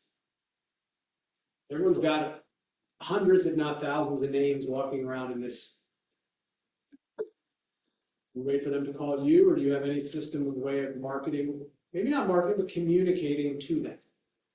And it's not just spewing sales crap on them. Are you providing real market knowledge, value? Are you showing them reports about what's going on in their neighborhood? Even if they're not thinking about selling, everybody wants to know what equity they have in their home. Because we touched on how important the home is and the center of someone's financial wealth. So maybe a past client isn't thinking of selling, but the fact that you show up with market reports for them, good news is they've got equity that they could tap into for education, for healthcare. Maybe it's an opportunity to get a second home, first investment property. But maybe their kid's a sophomore in high school and college is going to be here before they know it. So somebody who's irreplaceable, just reaching out, just for one, seeing if anyone has any questions about what's going on in the changing market. There's never a cost, there's never an obligation. Having we do this, Ally, I don't mind. I'm happy to always give you an honest evaluation. There's never any strings attached. You know you're home, call me. I'm happy to work up an honest evaluation. Sometimes it's, hey, let's sit down. Other times it's, all you gotta do is reach out to me. I'll be happy to give you an update of where I think your value is. Because usually, again, sometimes it's not thing is selling. Sometimes, we're kicking it around, but we're not ready to really go yet. So there's curiosity. Curious, you want them calling you, not going on home light. You dig a moat around your database. Because we're all communicating to each other's databases in different capacities. Not malicious, but you think that the people in your sphere are only being dripped on by you? It's true. So value can change over time, and that's what we're living through right now. Value is something that is a perception. So those of us that embrace this change, whether we like change or not, whether change is easy or not, what option do you have? So those of us that embrace this, figure out how we're going to get to the cheese, we'll be all right. Doesn't mean it won't be hard along the way. And it doesn't mean once we figure out where the cheese is, that the cheese won't move again. Because it's going to happen. Value in communicating at a high level through empathy, competency, transparency, and dependence. Showing up consistent, showing up the same way as a consummate professional. Sometimes that's hard when you're working with friends or family members. Hey, listen, we can be buds and we can be idiots, tomorrow. But this is a pretty important conversation we're going to have here today. I just want you to see me as a real estate agent today. There's people that don't want to work with friends or family for that reason. For relevance and value, and you continue to do this to enough people, you start becoming irreplaceable. And that's where you start, again, seeing things show up as repeat, referral, where you can start to get a reputation in the marketplace of being that professional by showing up consistently, doing what a professional does day in, day out. Market notwithstanding, just doing what needs to be done in the market we're in. And continue to own your skills. So anybody that took the time out of their day-to-day, whether this is the only time you take this class, those that have been in it already, I applaud anybody who takes the time to continue to work on their career. The agents that I know that tend to do the most business are the ones that are in the most trainings, the ones that are continuously staying plugged in because our industry changes, trends change, staying relevant matters. A little partial to this company, but I don't think there's a company out there that offers more training than what we have, that so many of us take for granted.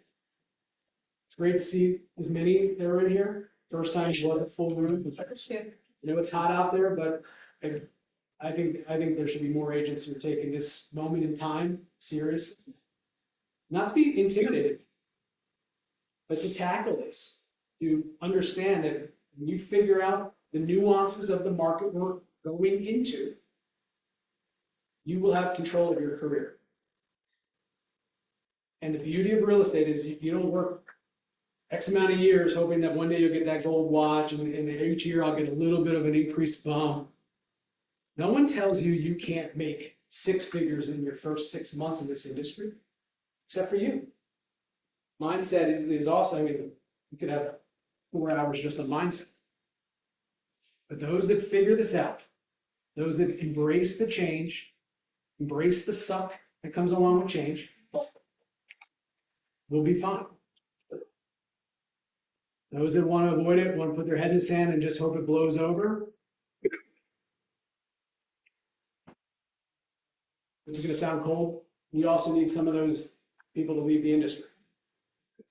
And that's going to happen.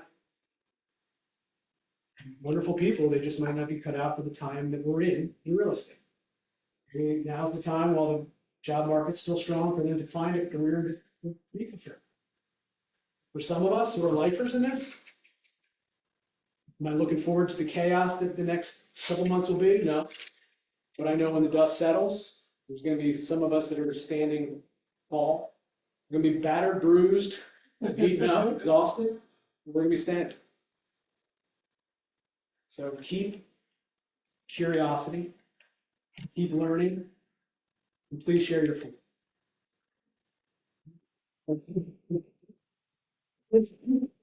Questions? I'm happy. Again, I don't have the answers.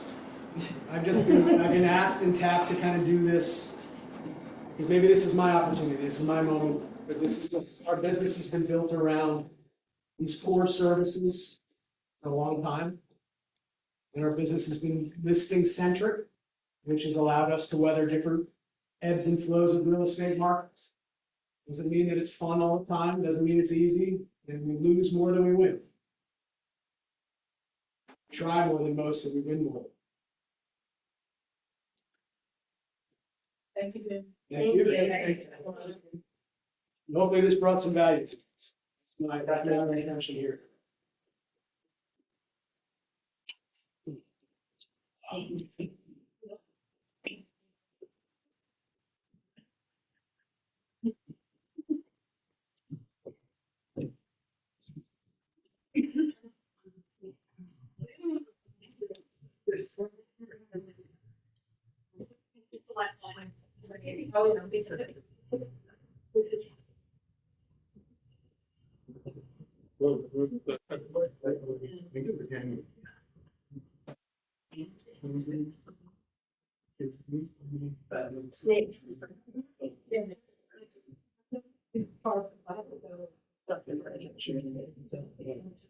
Revolts.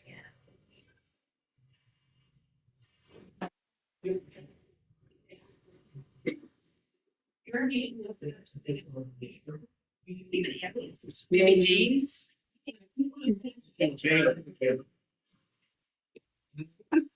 No, I guess you'd have to write me. Yes. Thank you. Thank you. Appreciate you coming in. Don't use all my trade secrets against me. Oops. I appreciate it. Thank you. Thank you.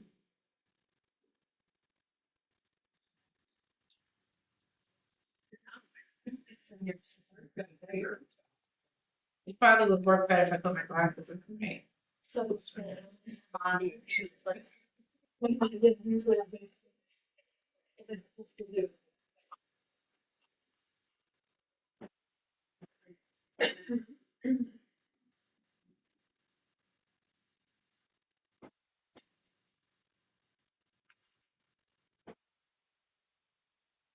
ready to be picked up.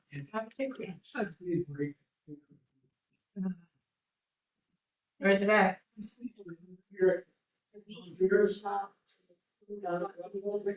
And it was right flip side. Because it's not 2 blocks from my house. It's flip side. Yeah. Yes, my father's like, I got this guy. Friends with my father.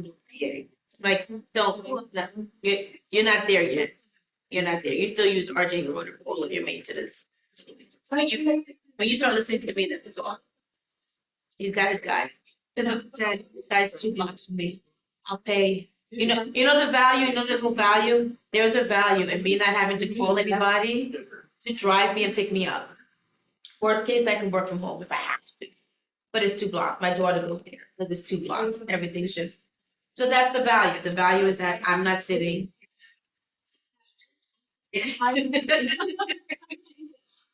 got money in my